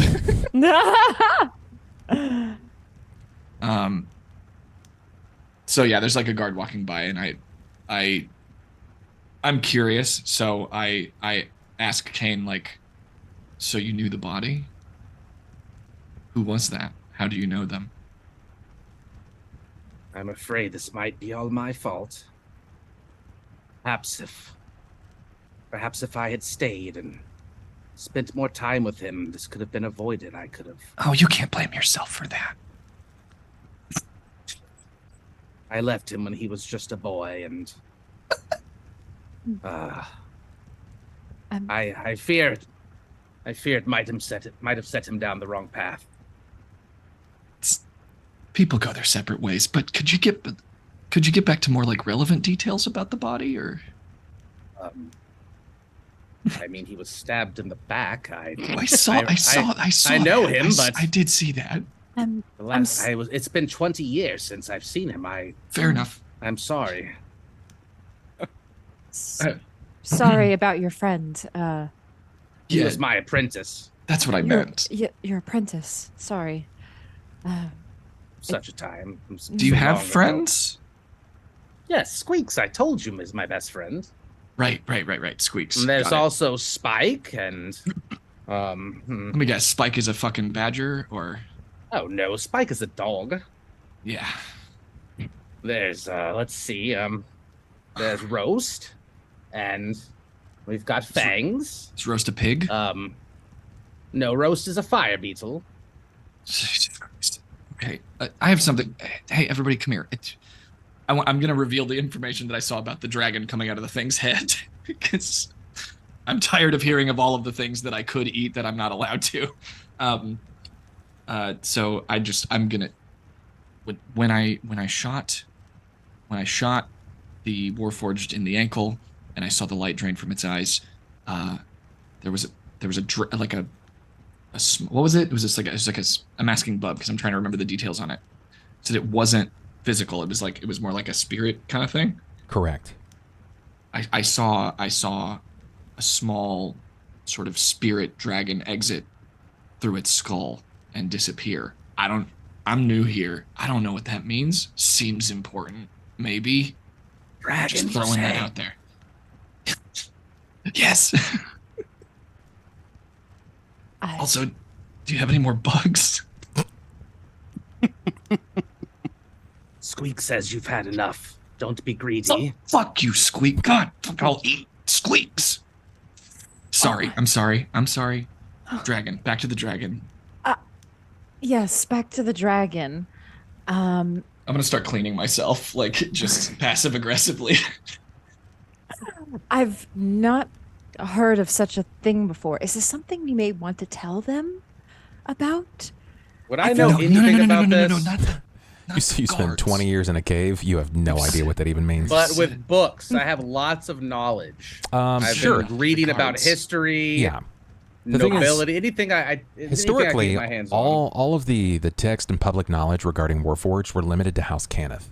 And Okay. last you checked, House Cannith kept that real tight.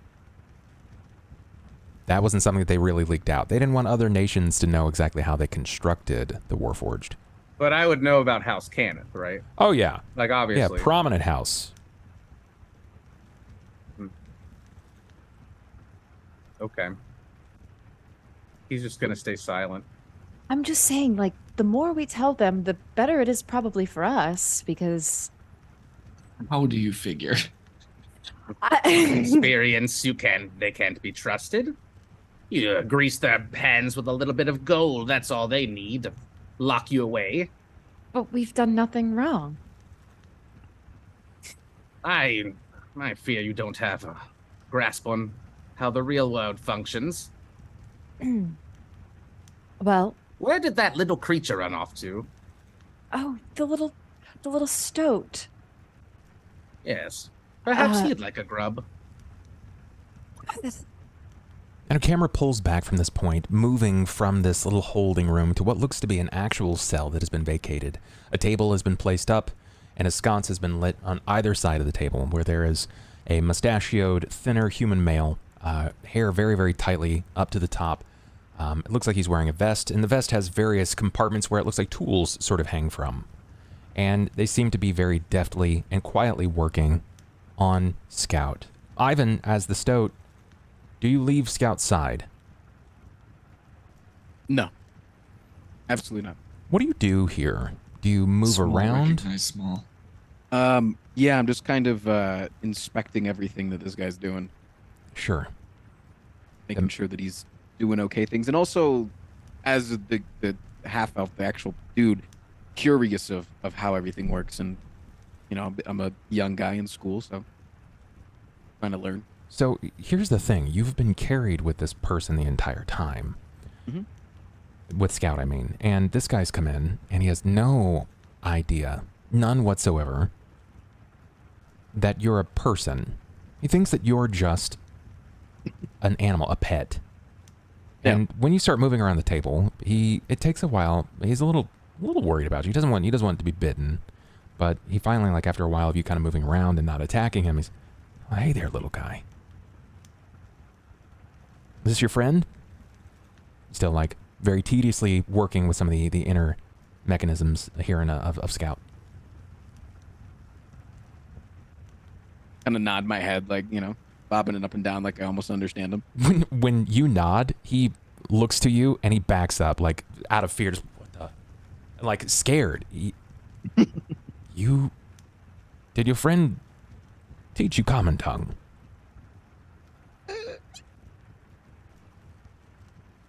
Wow, that's a first for everything. I would ask your name, but I doubt you could tell me.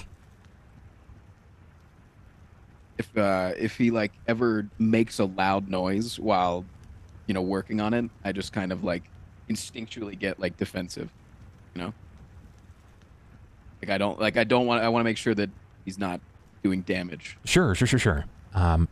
He's not for all intents and purposes. What it looks like, it doesn't appear that he's doing any kind of harm. It does look like very self-explanatory maintenance, but it takes a very specific kind of hand. He looks to you. Aye. You can understand me. Nod if you do. You want to help me? I could use a little set of paws here. I'm And I kind of like shimmy my way up, like I'm, getting ready, like I'm like stretching out a little bit, Like coiffing back the hair and like pulling down a shirt that doesn't exist. Cracking the paws. What in the nine? I don't know what you are. You're an interesting little character. And fine, just hold this here, please, while I bond this back together. Is it like a small little like wire or something? It looks like it's a tube. It's where it's where Scout was losing most of the oil like substance. Just push this here and keep. Just don't breathe. This is very, very nasty stuff here. And as soon as he hears that little like that of wind, he immediately starts laying this bonding over it and starts to rewrap. There's a little bit of oil loss, but not enough to cause any like lingering damage, anything like that. And afterwards, he kind of like picks you back up off after it's been bonded down. He says that's gonna take about an hour from now, and that'll be back. Would have been really bad for you, guy. It's gonna require some sun, though. How do I get this to stay true bonded? Hold that thought. Okay. He reaches into his bag and he pulls out this what looks to be the equivalent of like a marble, but it's a little larger than a marble. So think like a 50-cent piece, a $50, and it's a completely perfect sphere. He goes, this might get a little bright in here, and he lowers what looks to be some like technician goggles. Do you close your eyes, or do you just like peer intently into it? I don't know what's gonna happen, so yeah, I'm just waiting. He seems to crack this, and as he does so, a bright light flashes across the room. And where you're sitting, you start to get the sense of touch over your body in various spots. For the next 15 minutes, he's cracked an orb of true sunlight. This orb emits true sunlight, so it's functioning if it's true sun. And when this happens, you lose your stoat form and turn into a medium-sized, naked, half-elf male sitting right next to Scout. Oh, no. And where you sit, he panics, flails backwards, flipping his whole work table over. And he's clutching onto what looks like a small rudimentary saw. If you turn off the light, I can go back to being cute, if that works better for you. You could cover up, for starters. And I just kind of like try to, cup everything as well as I can. Do you have any? Obviously, I don't have anything, man. He looks around and he hands you half white, half oil slicked tea. Oh, nice. I just wrap it around my waist like a loincloth. I'm upset that I'm having to wear such peasantries. Why are you a weasel? Do you really care? No. There you go. Yeah. Listen, this is stuck for the next little while, but it's already done its job, and he like slowly hands this over to you. Take this and put some clothes on. Just go. Yeah. Can I head outside and try to gather my things? Do I know where I am? Yeah, your things have been placed with the rest of the others. So Cain, Sera, and Anju have this. You have a white tee that you've tied up around your waist. It's covered in oil and is gross. Yeah, and you happen to have this small cracked true light orb. Cool. Hopefully I don't accidentally drop it into a bag or something. I'll just. So are you just like wandering around the jail? I mean, yeah, he's kind of kicked me out. He kind of wants me. Now that I'm back in my human form, I don't have that animal instinct of protection over Scout.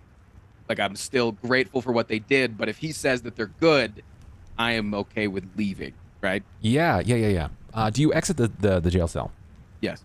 When you exit the jail cell, you peer left and right, and it looks as if it's a bi-level. So it's a 2-level holding center, and you look left, and there's a wall probably 60 or so feet down, and then you look right, and it's about 40 or so feet down, and then there are multiple guards. One of them spot you, and they're absolutely confused for a moment. And then they kind of like poke on one of their friends, and they point at you. And they grab what looks to be a clipboard, and they're looking over it. then they begin moving in your direction. I tried to seek out the guard that knew who I was. Can I see him? You do not see that guard here, but you do know his name. What is his name? Sergeant Dolam.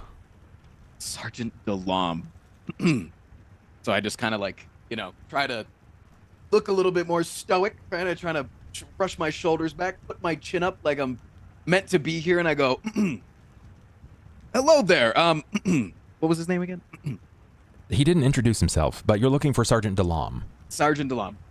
Do you nice gentlemen happen to know where Sergeant Dolam is? He might have my things. Please tell me we can see and hear this.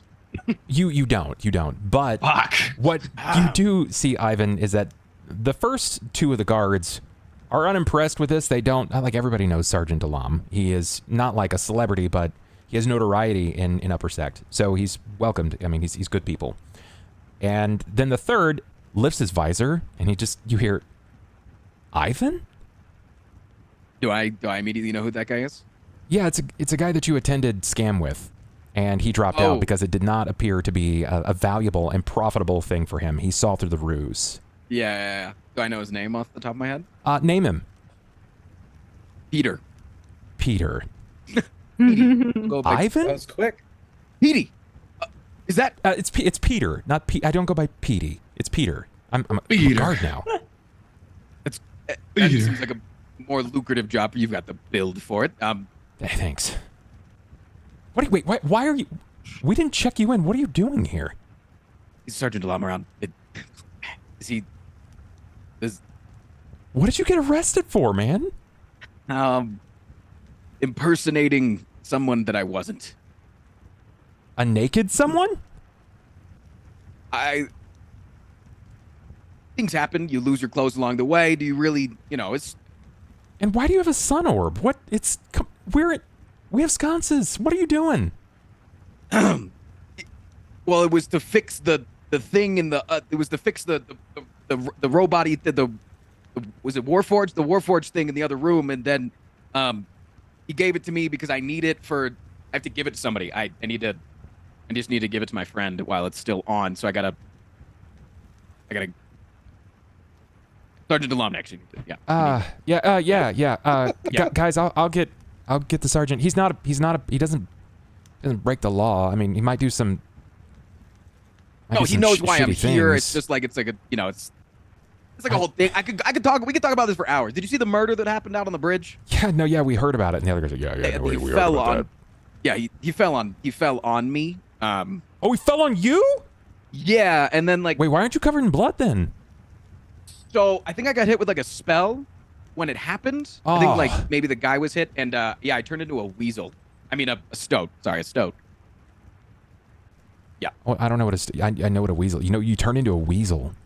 Yeah, it's like a smaller one. Yeah. Like you turn into a tiny weasel? Cuter. Oh, smaller. Yeah.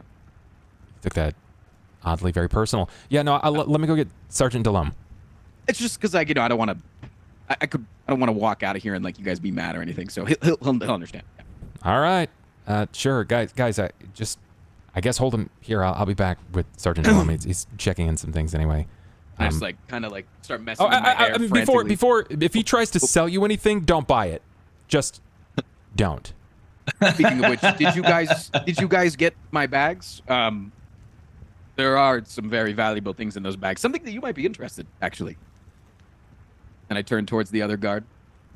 Have you looked within yourself recently? No. Should I be? Well, you should check the inside and outside of yourself in the shower once a week. But why? Well, you might find that you don't like the person that you are. And if you don't like the person that you are, you need to become a person that you could be friends with, You can tell it from checking inside. I kind of like, giggle under my breath and look back up at him because I feel like I've kind of got this guy, The other guy chimes in, I check myself once a week as well. Sometimes if I'm bug bites, it's not good. See, this guy understands, and I actually have something that can help with bug bites. Or, what do you think that your ailment would be? And I turn towards the first dumbass. I don't have any ailments. I'm also not the one in prison. I was invited into prison. I was to be here with the Warforged that was getting it fixed. I'm not actually in prison. You didn't go in with the Warforged. I helped them walk in. You weren't there. Did you see like a little cute little snake-like furry thing on top of it? Well, you gotta be careful what you say. You might be describing a penis.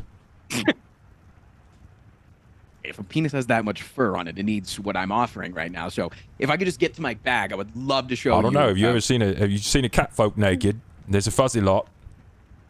There's a catfolk right out of the lobby. I did see that out there. He was out there. Do you want to go ask him about his penis? Yeah. We could. Yeah. You wanna? Wait, no, that's inappropriate. I believe his name is Anbu. Anbu, right? Anbu. Anbu. Anbu. Anju, give me a perception. Okay. Hope you fail. Anju, you overhear someone yelling out Anbu. Like one ear turns. Anbu, it's the stoat. You tried to eat me. First of all, no, I didn't. Sera and Cain, you guys hear him respond to nothing. No, you didn't what? Nothing.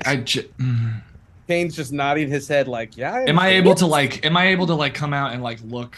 Sure, you can until someone tells you no, you're allowed to walk around. You just can't go back can to. you bring my bag? I wish I could roll for whether or not I want to do this. You can just roll a d6, even or odd. That's a 50-50. Yeah. Flip a coin. All right. I'm gonna say even. It's odd.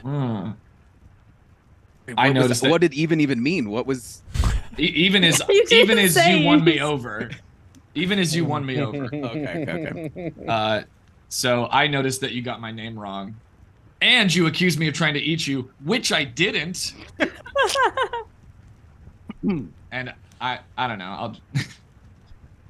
I'll just say nothing to the rest of the party and pretend I don't hear anything. So it's okay to eat the bugs. There's no response. Yeah. However, the three of you can see that a guard steps out and is kind of walking around looking for someone before he hits a door. And the first man that you've seen, the dwarf with a cropped beard, with a broader build, he steps out and he kind of looks down to all of you. He nods, and then he steps back into what looks to be the holding area of this prison. Steps through. Ivan, you can see Sergeant Alum. Sergeant Drumlum. Thank you. Sergeant Dolum. Say that one more time. Dolum.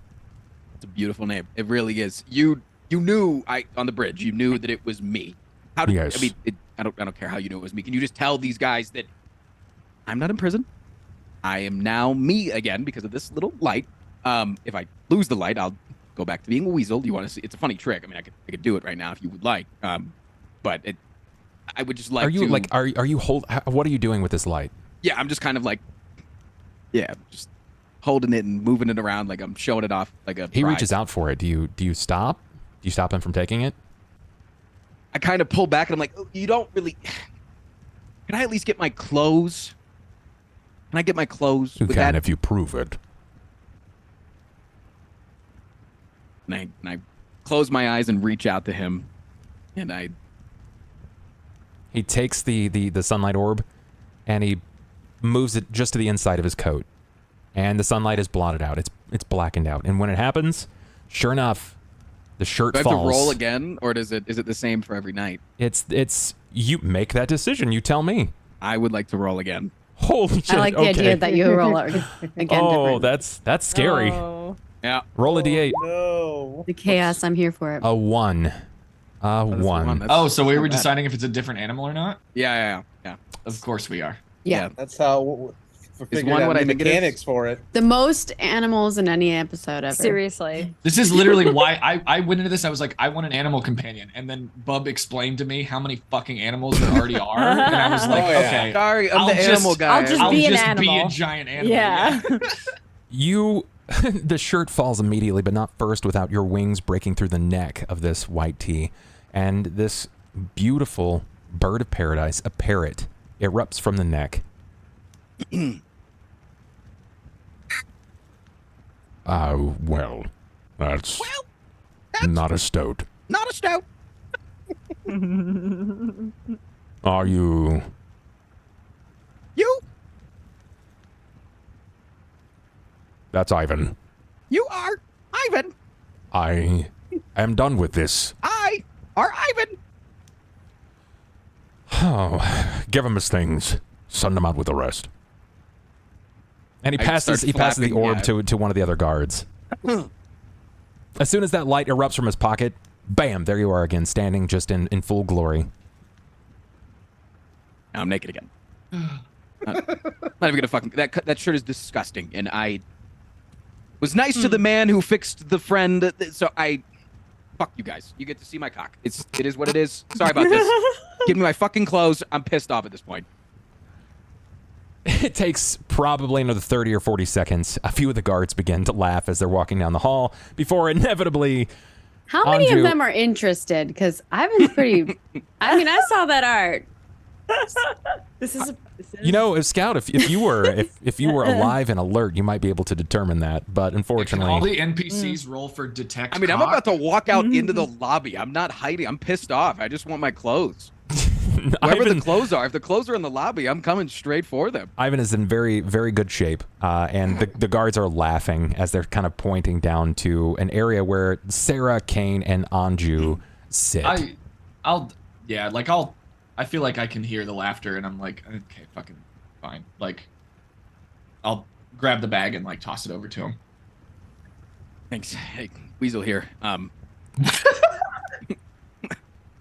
This is the most excitement we've had in a long time, Squeaks. I immediately turn around. Yeah, I and bet start it to is. fashion myself. My pants are here, right? My shorts? All of your things are there, yes. Are they soaking wet? I mean, yes, all of your clothes are soaking wet.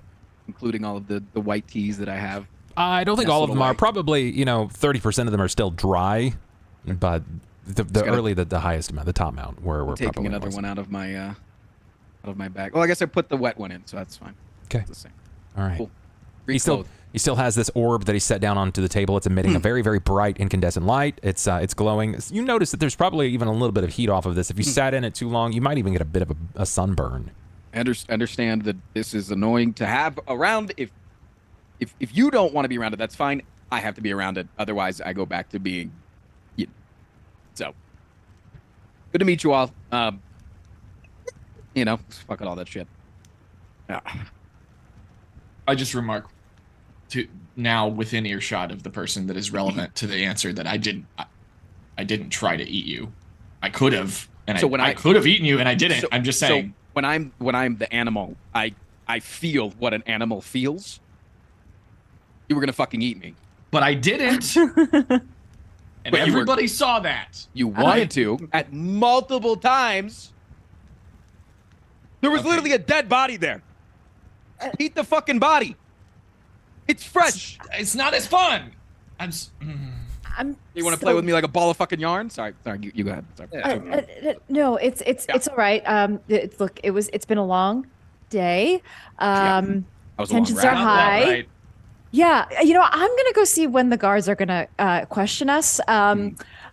You all sit tight. I'll be right back. If you see You hungry? You want some bugs?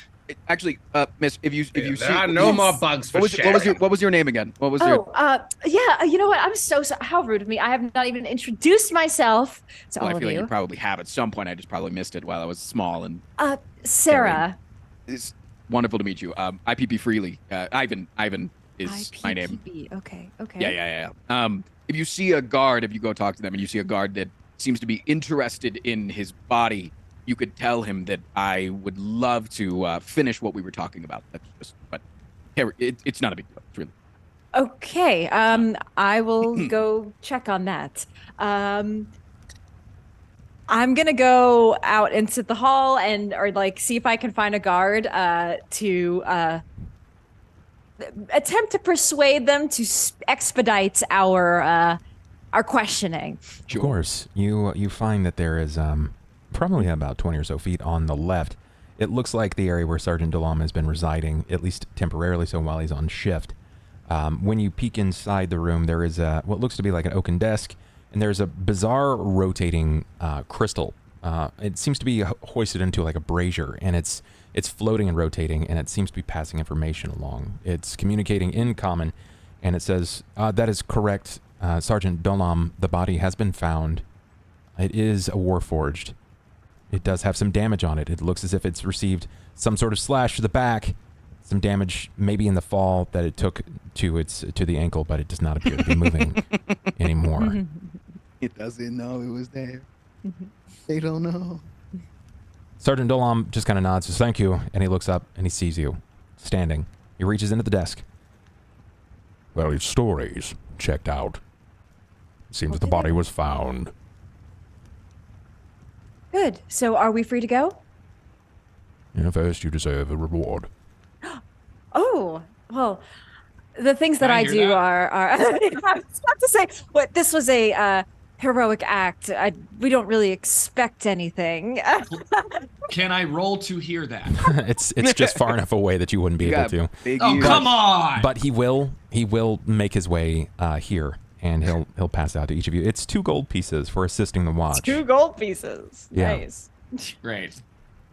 Each of you get 2 gold pieces for assisting the watch and not running away. Buy so many bugs with that. You could buy heaps of bugs. You're not wrong. Might I ask about inquire about the other Warforged, and if they are all right? Well, I don't know. Hopefully we'll find out soon. Will you wish to stay behind? I would like to make sure that they're all good, yes. I can't be much longer now. We've held you for over an hour. Yes, it's been quite a long hour. So, yes, I'll relay that to the rest of the group, and yeah, I appreciate your time. He nods. He turns and he starts almost waddling back to where he belongs. It's been a longer night, and it might even go on, depending at this point, on how you act. So, the floor is yours. Scout is not there, but it's not long before Scout should be with you. So we are free to go, and despite this being a thankless act, we are all awarded 2 gold for helping. See, this is what happens when you do heroic deeds. Were you saying that you didn't want yours? Well, I mean, he he did insist that we all take it, so Okay, hear me out here though. I'll be taking one of your gold pieces then, Anju, for the spell. Oh.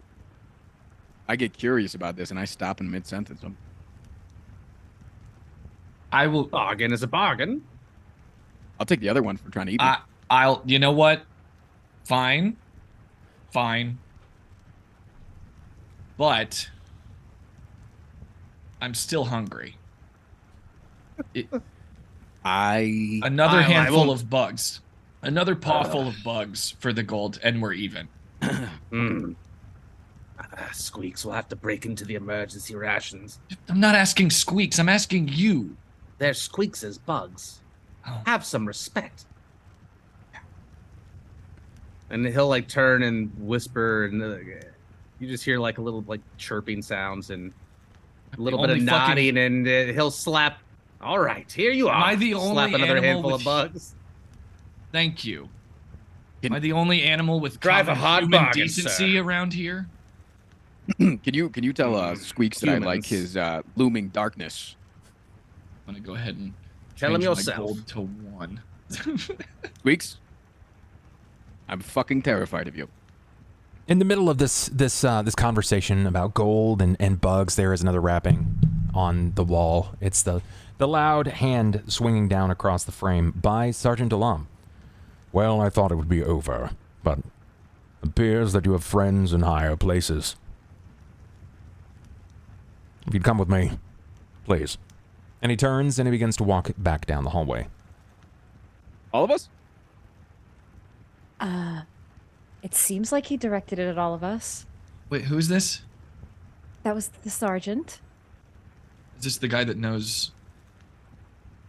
I thought we were done. I thought we were free to go. Sergeant Drumtum! Are you talking to just Sera? Ivan, I was talking to all of you. See? It's fine. He said that we have friends in Harpers. This is clearly a good thing. Yeah. Why do you all look so miserable? Because I'm in a prison. Anyone else here? Can I tell that Anju is like clearly upset with this? Visibly. Like, okay. I go over and I hold out my fist and I go, "Hey, Gab." Under my breath, just I whisper it. He doesn't hear it.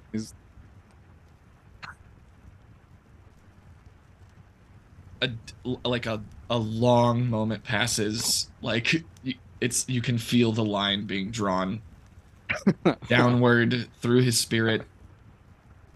The most reluctant fist bump. Hey, Gab.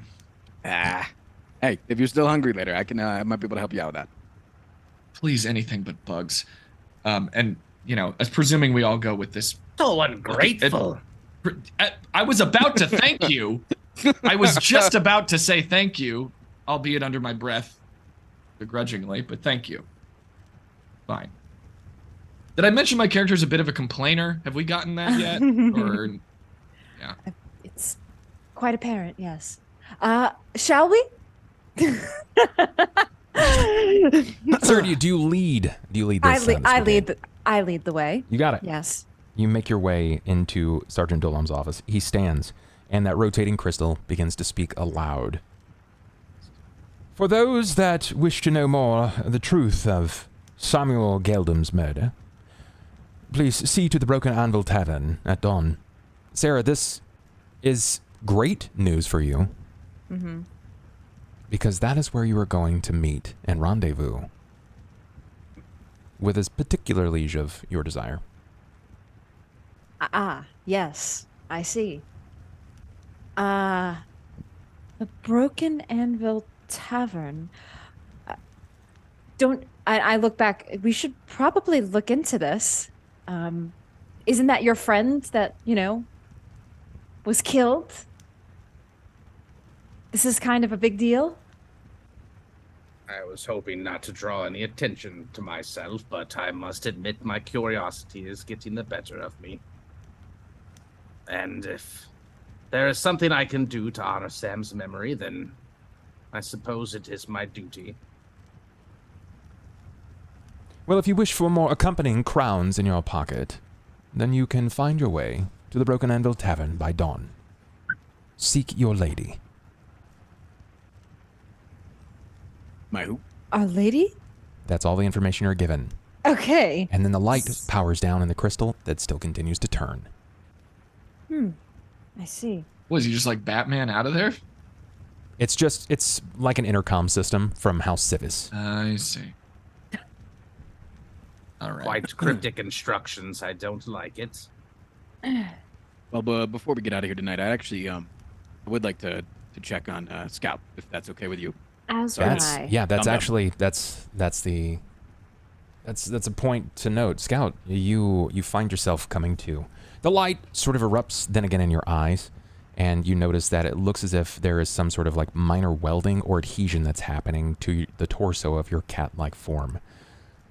You're not unfamiliar to this, but you're unfamiliar to a human working on your body. You can see the tools and you can understand what's going on. It doesn't hurt. It certainly doesn't feel good.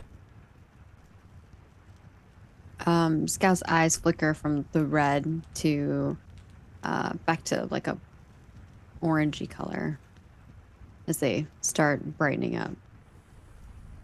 Easy now. Almost done. Putting the final touches on this here. What happened? Report. when you do that, there is another winging of tools just whips from this man's hand. It's, what the shit? Did not have a good day. We've taken 10 years off this guy's life. Yeah, man. Jesus basically. Christ. You're fine. You're fine. You please stand. It'll heal. You are fine too. Although your emotions seem a little unstable. I'm sorry. I don't know why I'm explaining this to a Warforged. A stoat just turned into a naked half-elf in front of me. I'm a little on edge right now. I wasn't anticipating that, nor was I expecting a cat creature, Warforged, to talk to me in common tongue. I apologize. You're very kind. You're not at all like the other one. Thank you. Thank you. And he retrieves his tool. It takes him a moment to kind of like dust it off on his vest. You should be fine. I wouldn't let it kind of set in a little bit before you start. Is this your full normal form? I've never seen one like you before. Scout begins to transform back into their normal form. You are incredible. What? I didn't see your maker's mark. Were you a construct of House Kenneth? What year were you My made? true form. I was created by the Creator. That checks out. I understand. What model are you? Model 042. Have you seen my cloak? I didn't know that you had a book. Cloak. Also, looking for a book. Noted. Noted. Is the Creator nearby? I should inform them that the mark must have been destroyed in the attack. The Creator is everywhere. In the air that you breathe, right now. What did you say your model number was?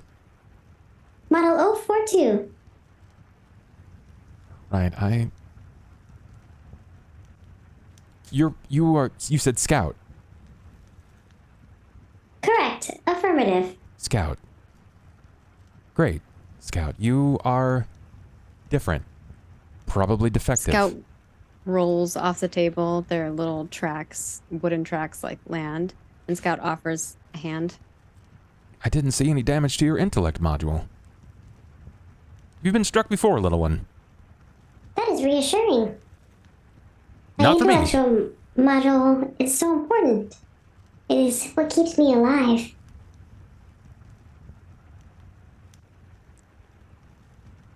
Lowered concept of self-actualization. It still has its hand out. He's still like holding onto the hand. Thank you. Starts to shake your hand. Thank you. Why don't I walk with you? I repair myself. You've done a good job. I am 98% back to normal. I'd still let some of that bonding adhere.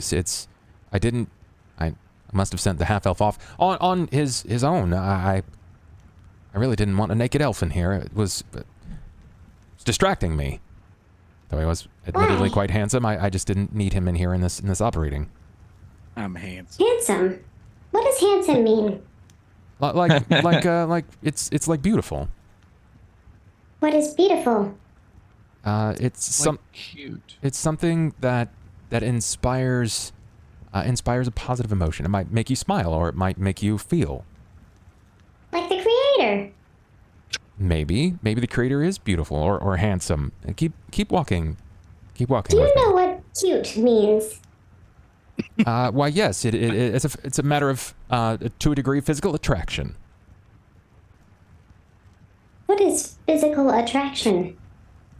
You like know, when I held your hand. Yeah, bub. Where do babies come from? It's similar. It's similar to that, but think of it as like a strong wanting when you want to do something, and you can't really explain it. It becomes so that you take a physical action. I have many attractions. As you should. There are many pretty things in the world. Affirmative. Thank God she knows pretty. Thank God. He leads you out. It takes a moment because your steps are not nearly as large as his. He's a larger, like lankier, tall guy. Very like glasses down the nose, probably in his late 40s. Crop, very, very short hair, and he leads you out down the path. It's at this point, Sera and Cain, Ivan, and Anju, you can see the man walking. You can hear the steps of the very small Warforged, probably about 2 feet tall, maybe 40, 50 pounds as far as you can tell.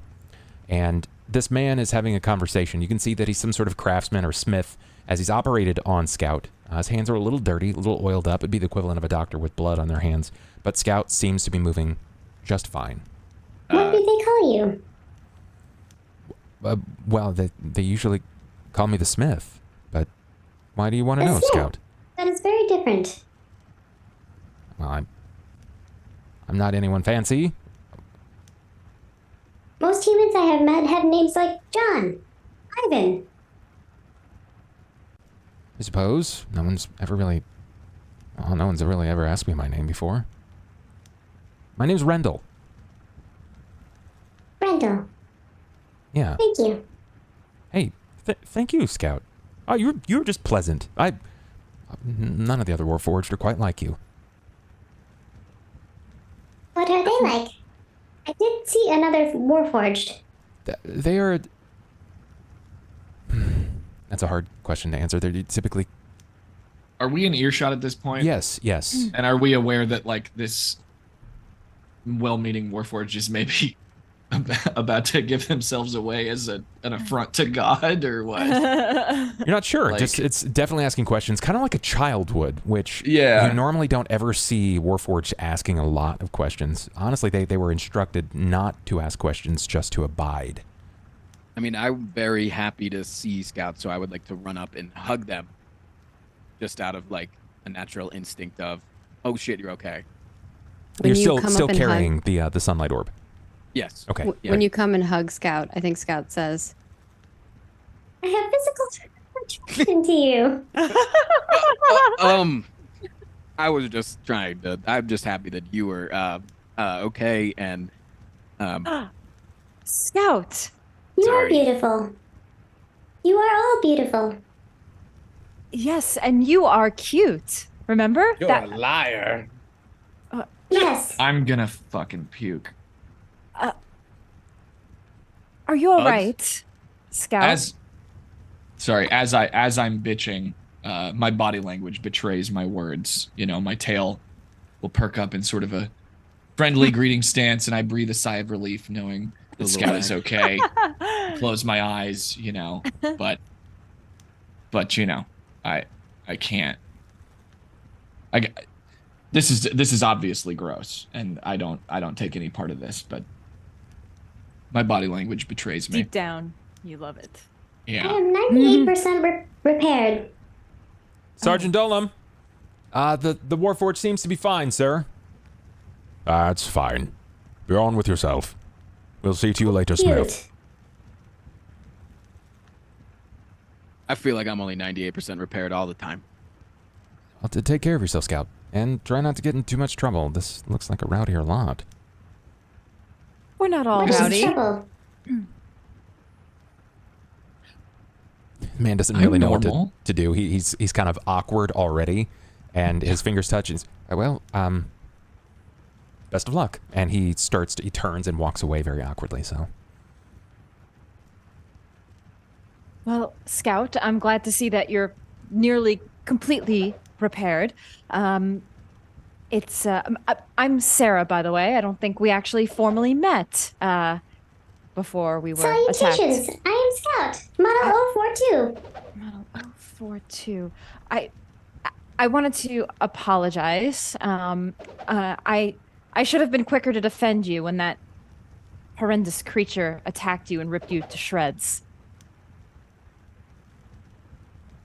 Do you remember what happened? Do I remember that? You do remember getting attacked, but I'm curious to know how that lands with Scout, particularly because you know it's a Warforged, and all Warforged do take on some visions of themselves. And while this particular Warforged didn't look to a normal person would say beautiful, to another Warforged, it's just like that is what they are. It's part of who they are. So to see another Warforged being called a horrendous or hideous creature, that's sort of like calling all Warforged hideous or horrendous creatures.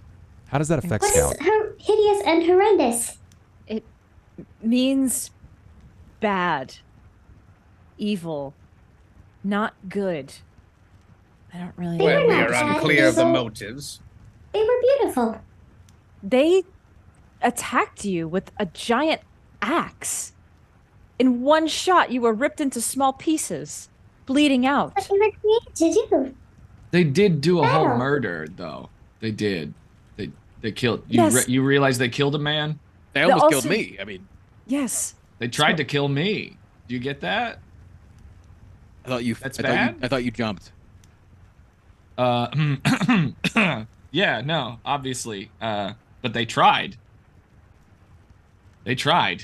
Thought I saw you jump. And I got my revenge, and then I jumped swiftly and deftly from no help. Obviously, everyone knows that. So. Scout, give me a perception, please. It was quite Sure. heroic. 25. Very good. Scout, as you're kind of looking over everyone and seeing maybe if they had also ascertained the same sort of damage or the same level of care needed to be provided, you do glance over and see Cain. In one hand, he's got a staff where it looks like the small creature, a bat, is just like twitching at the end of this gnarled knob. But in his other hand, it's very, very hard to see, but you can see that same brown spined with that purple-like twine hanging from it, and you recognize that's the journal that you had bit before you were attacked.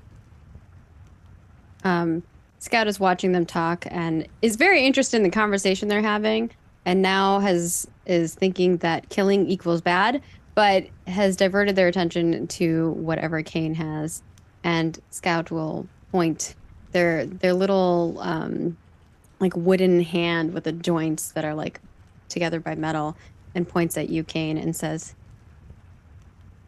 That is my book. Give it back. Well, I don't think so. Finders keepers. That's what I say. First. First.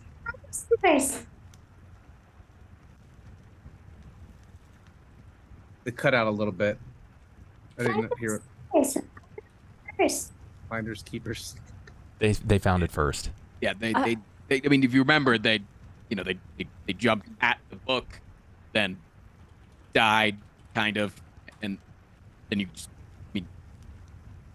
Now, you look here. We can discuss this later. We need to get out of here first. Yeah, we're supposed to be meeting at a tavern tomorrow morning. If you would like to. Yeah, I'm already at the door, like holding it open. Like, You give me the book. How about Cain? If we're all gonna meet tomorrow, why don't they just take the book for tonight? Are you gonna come with us tomorrow? But Scout? it's not their book. They're lying. Just how they lied about how I was beautiful. I don't think. don't say that about yourself. I mean, you don't smell good, but I mean, got like a. well, that's true. You don't You- need to sugarcoat anything. I am very well aware of my appearance. You know who is cute though? Those squeaks. Well, granted, of course. Honestly, Well, this is Beauty lovely. I is- do appreciate that you wish to linger here in this jail, Yes, but I have other things that I must sorry. attend to. So Sorry. can you Sergeant Dum Dum. please, Sorry about that. unless you wish to partake and return back to a cell? Scout, I will help Are you you. gonna take my clothes off again? Are you asking? okay, come on, let's go, everybody. Let's Scout, I will help you get your I am book back. blushing right now. I'm visibly blushing, and my shorts have gotten a little bit tighter. Ivan, don't make me call and your father. I'm not I can letting call you you go father? of the book either, so I'll just start walking out, and then she can just follow me if she wants it that Scout bad. will follow Sera as she says that she'll help.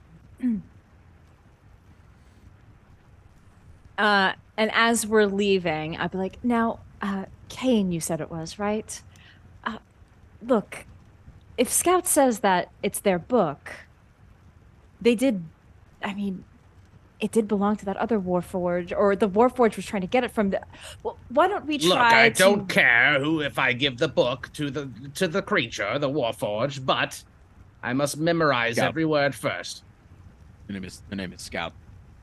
Oh my Scout, God! yes. Does someone have a copy of the scripture so we can figure out who the fucking book belongs to? Can we go or Well, what? to my apprentice. Clearly. I'm allergic to. Here, I'm allergic to authority. Can we leave? Cain, do you have a place to stay tonight? No. Scout, do you have a place to stay tonight? I've got 3 gold. Stay wherever I am. Great. You both are coming back to my dorm, and you're going to sleep there on the floor so that you both can be. You could put the book right in between you, and then in the morning we'll figure it out. All right? I'm tired of shit. I'm wet. I'm disgusting. I need to take a shower. How pragmatic. We're in the rain. Don't worry. I have a tiny little pillow that you can sleep on as well. And I say that to Anju. This strategy is suitable for me. Fine. I agree. Awesome. Sera, do you accept an invitation back to Ivan's dorm? Is Ivan inviting everybody back to? I don't know. I have not specifically invited you. I was gonna say said that there is a cat bed for Anju, and that's about it. You invite yourself if you want. I mean, I have my own accommodations. Thank you. I'm 5'9". I wasn't asking you. I'm a man-sized cat. You wanted to eat me like I was a chew toy and said that it wasn't as fun to if I was dead. So I didn't know your accommodations. Like my cat, we always said if it sits, it fits. You know, like it. So it didn't know if. Would you like? I'm here for this love story. This is great. I have like a 2-gallon jar. Would you like to? You can go ahead. Look, first. perhaps we all just go. Also, I do have food back at the dorm, so if you want to. Like, I begrudgingly agree to whatever. Like at this point, like I don't have any fucking salmon. friends. Cool. So it's salmon. I'll play along for now, but let it be known I don't trust any of you. Yeah, I think that especially the chipper one. I think everyone is starting to get suspicious that like if I really didn't want to be here, I could have left by now, and I'm very much choosing not to leave. So Anju, Cain, Ivan, and Scout return back to Ivan's pad. What does this look like, if you could describe it? It is like a 12 by 12 room. It is. Of course, it fucking. It's a dormitory for a for a college. It's Oh no. There's a big Oh God. like a big bear carpet in the middle of the floor. There's a single bed. It's barely my feet hang off the end of it. And like I said, there's pillows. An unusual amount of pillows that I take off the bed and put on the floor. Nice. That's pretty much it. I mean, there's like a dresser and shit, but I mean, I'm not poor. Do I have a place in the city? Like, is there an alley that I can? You're escaping a history at this point. You probably don't have a bearskin rug in a dormitory. So I just got here. Yeah. The Big Apple. Kind of, yeah. Yeah. Okay. You score a free room. For the night, at least, yeah. Fine. Can I analyze this room and the safety? Oh, of course, it's very safe because there's only one way in and one way out. There's not even a window. Okay. It's a safe. The safety That doesn't level sound of this room safe. is appropriate. Do I will you? guide the entrance. I don't mean to like offend you, Scout. Do you sleep? Negative. I will guard. You like recharge in any capacity? Like, If Scout's not sleeping, I'm not sleeping. you know who's not gonna sleep? You're goddamn bad. It's nocturnal. Go to sleep, old man. Squeaks is an excellent defender. I'm just so he'll circling. let you know if shit happens. Get some sleep. This is weird. If all of you are just gonna stay up and watch me sleep, you just saw me naked. This is weird. I'm like a 5'10" cat man on all fours, circling a pillow that's obviously way too small, and I'm just doing that thing where they do a few laps. Yeah. Maybe making some biscuits. Can we all agree to like not look directly at him to make him feel uncomfortable? with his Yeah, actions?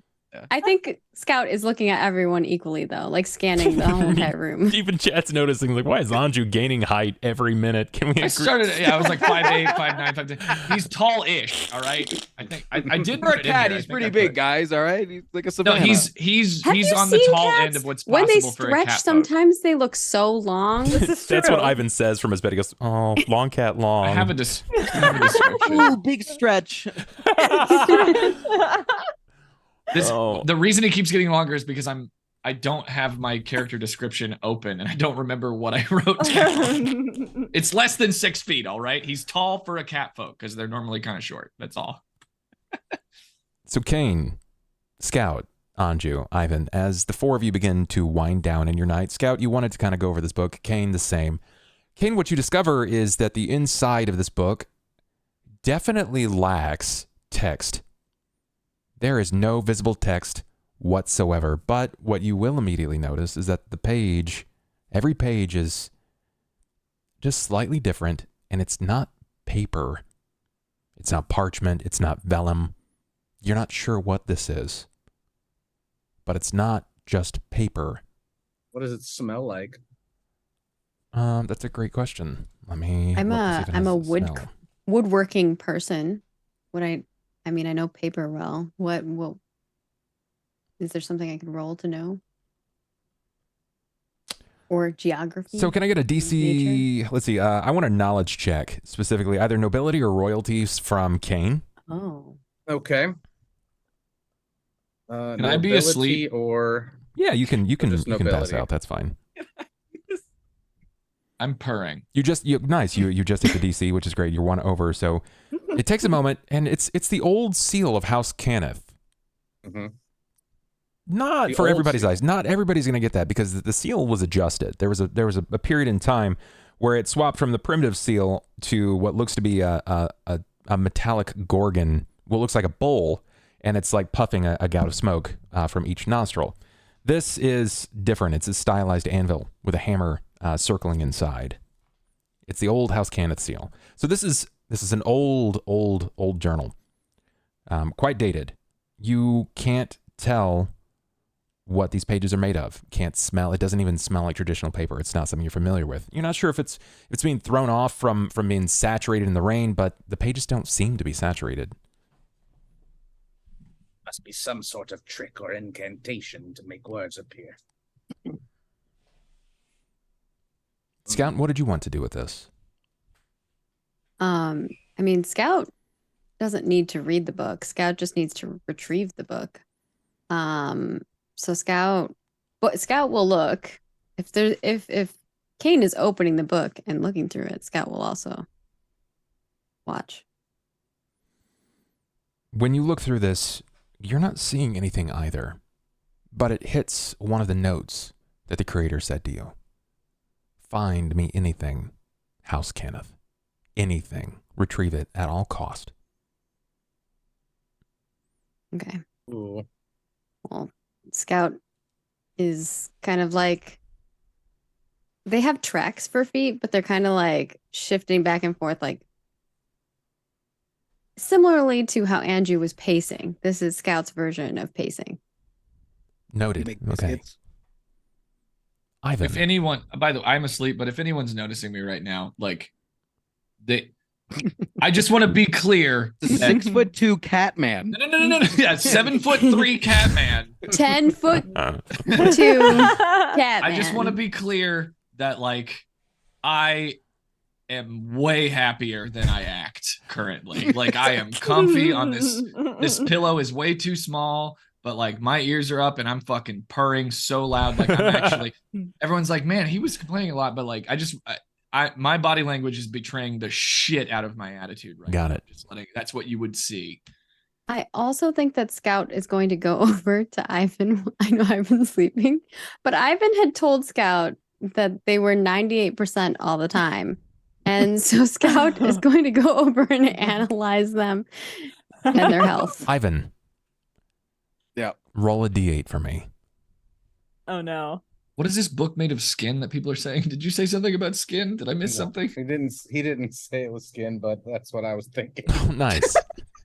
Okay. Nice. When you begin to investigate and see what he means by 98%, Ivan's asleep.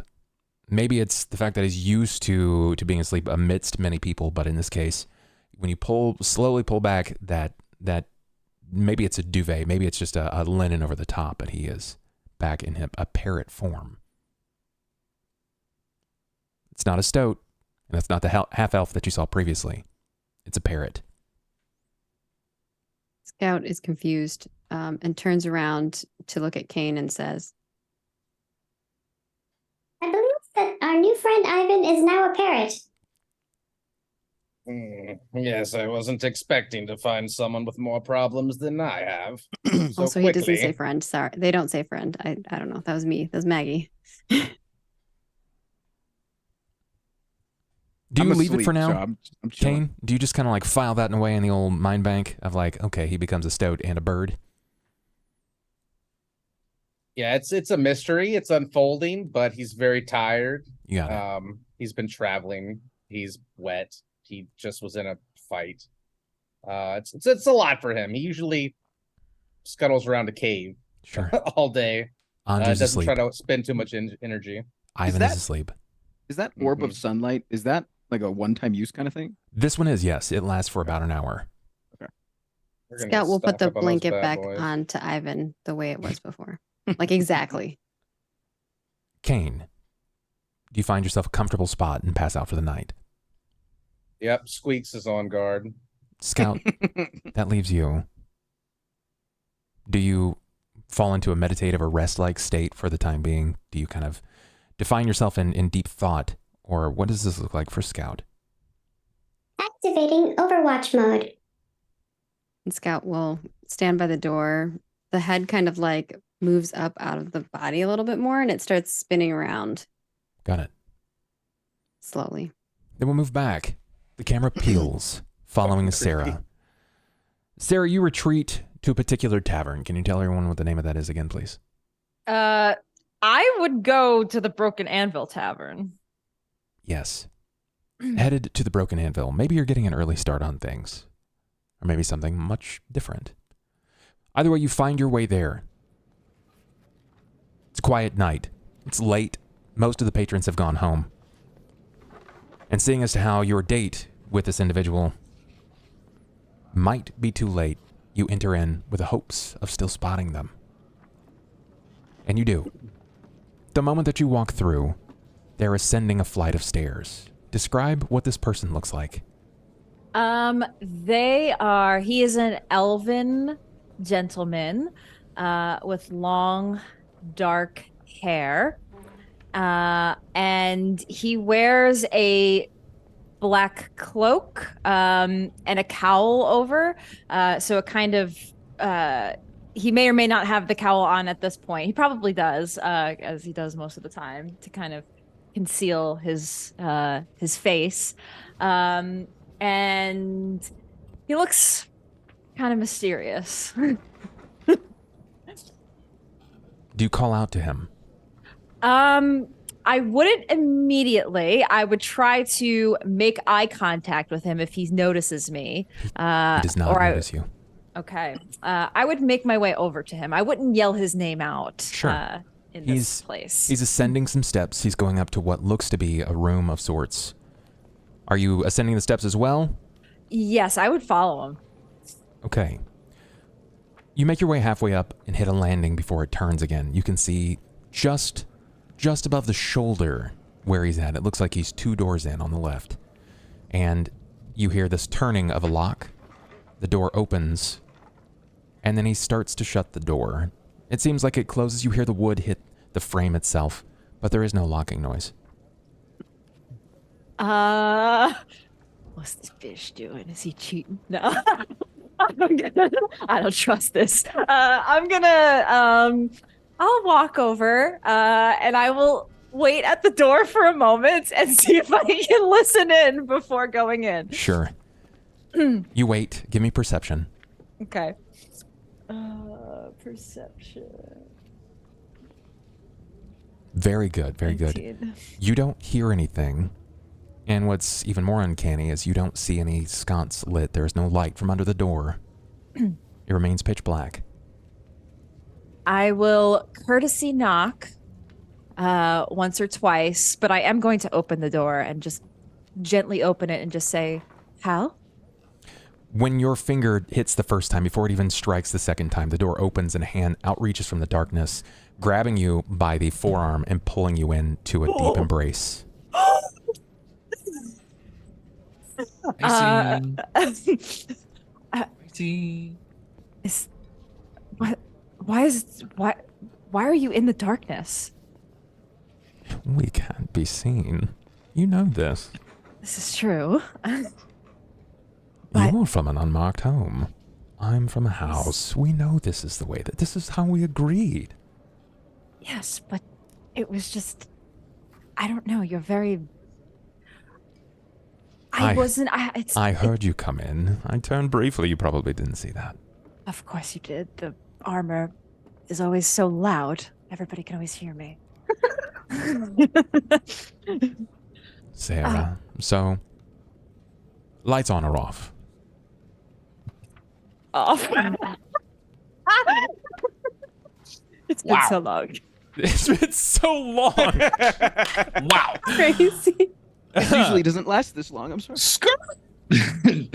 Something is different about how this go around. He feels, I mean, it's the intimacy is nice. It's been such a long time. And while you're operating on the road, you don't really make time for relationships in general. And this was sort of like a forlorn love.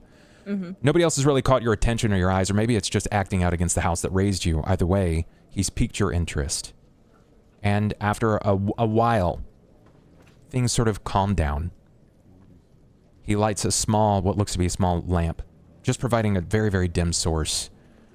Amidst the bedraggled amount of clothes and belongings that are split across the floor, you can see that he's thrown care to the wind and caution does not exist on his person. Just turn the light out when you wish to. Yes. And he moves to the side of the bed, lays down, and he awaits your company.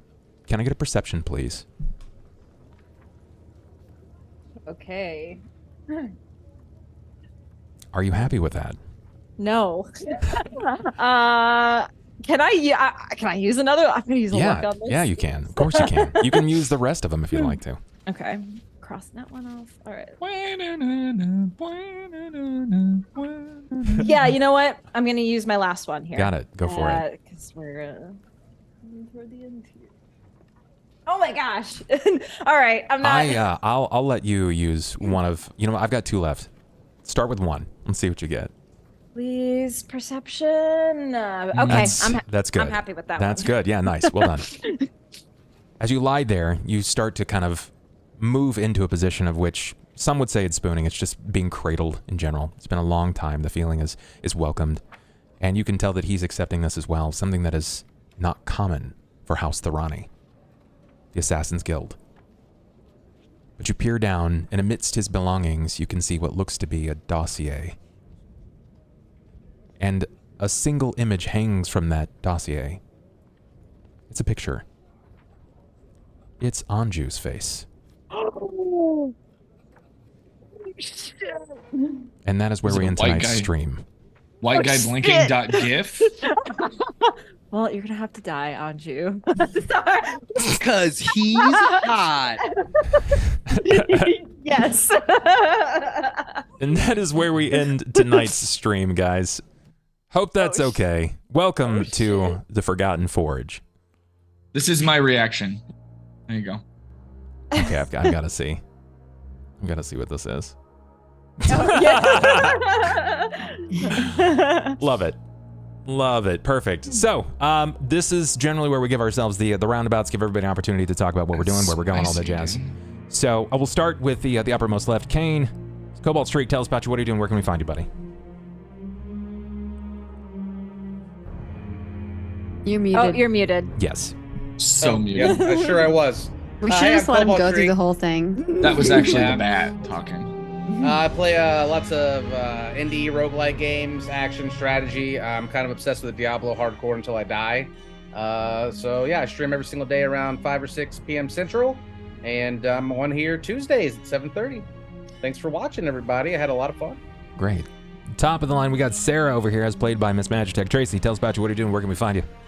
Hello, everybody. I am Tracy, also known as Miss MagiTech, and I like hot, edgy in my games.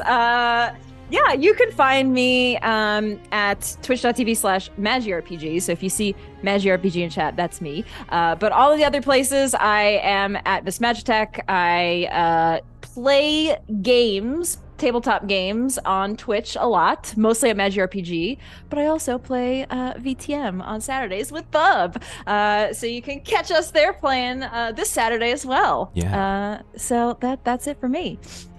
Scout, MargaretKrohn, tell us about you. What are you doing? Where can we find you?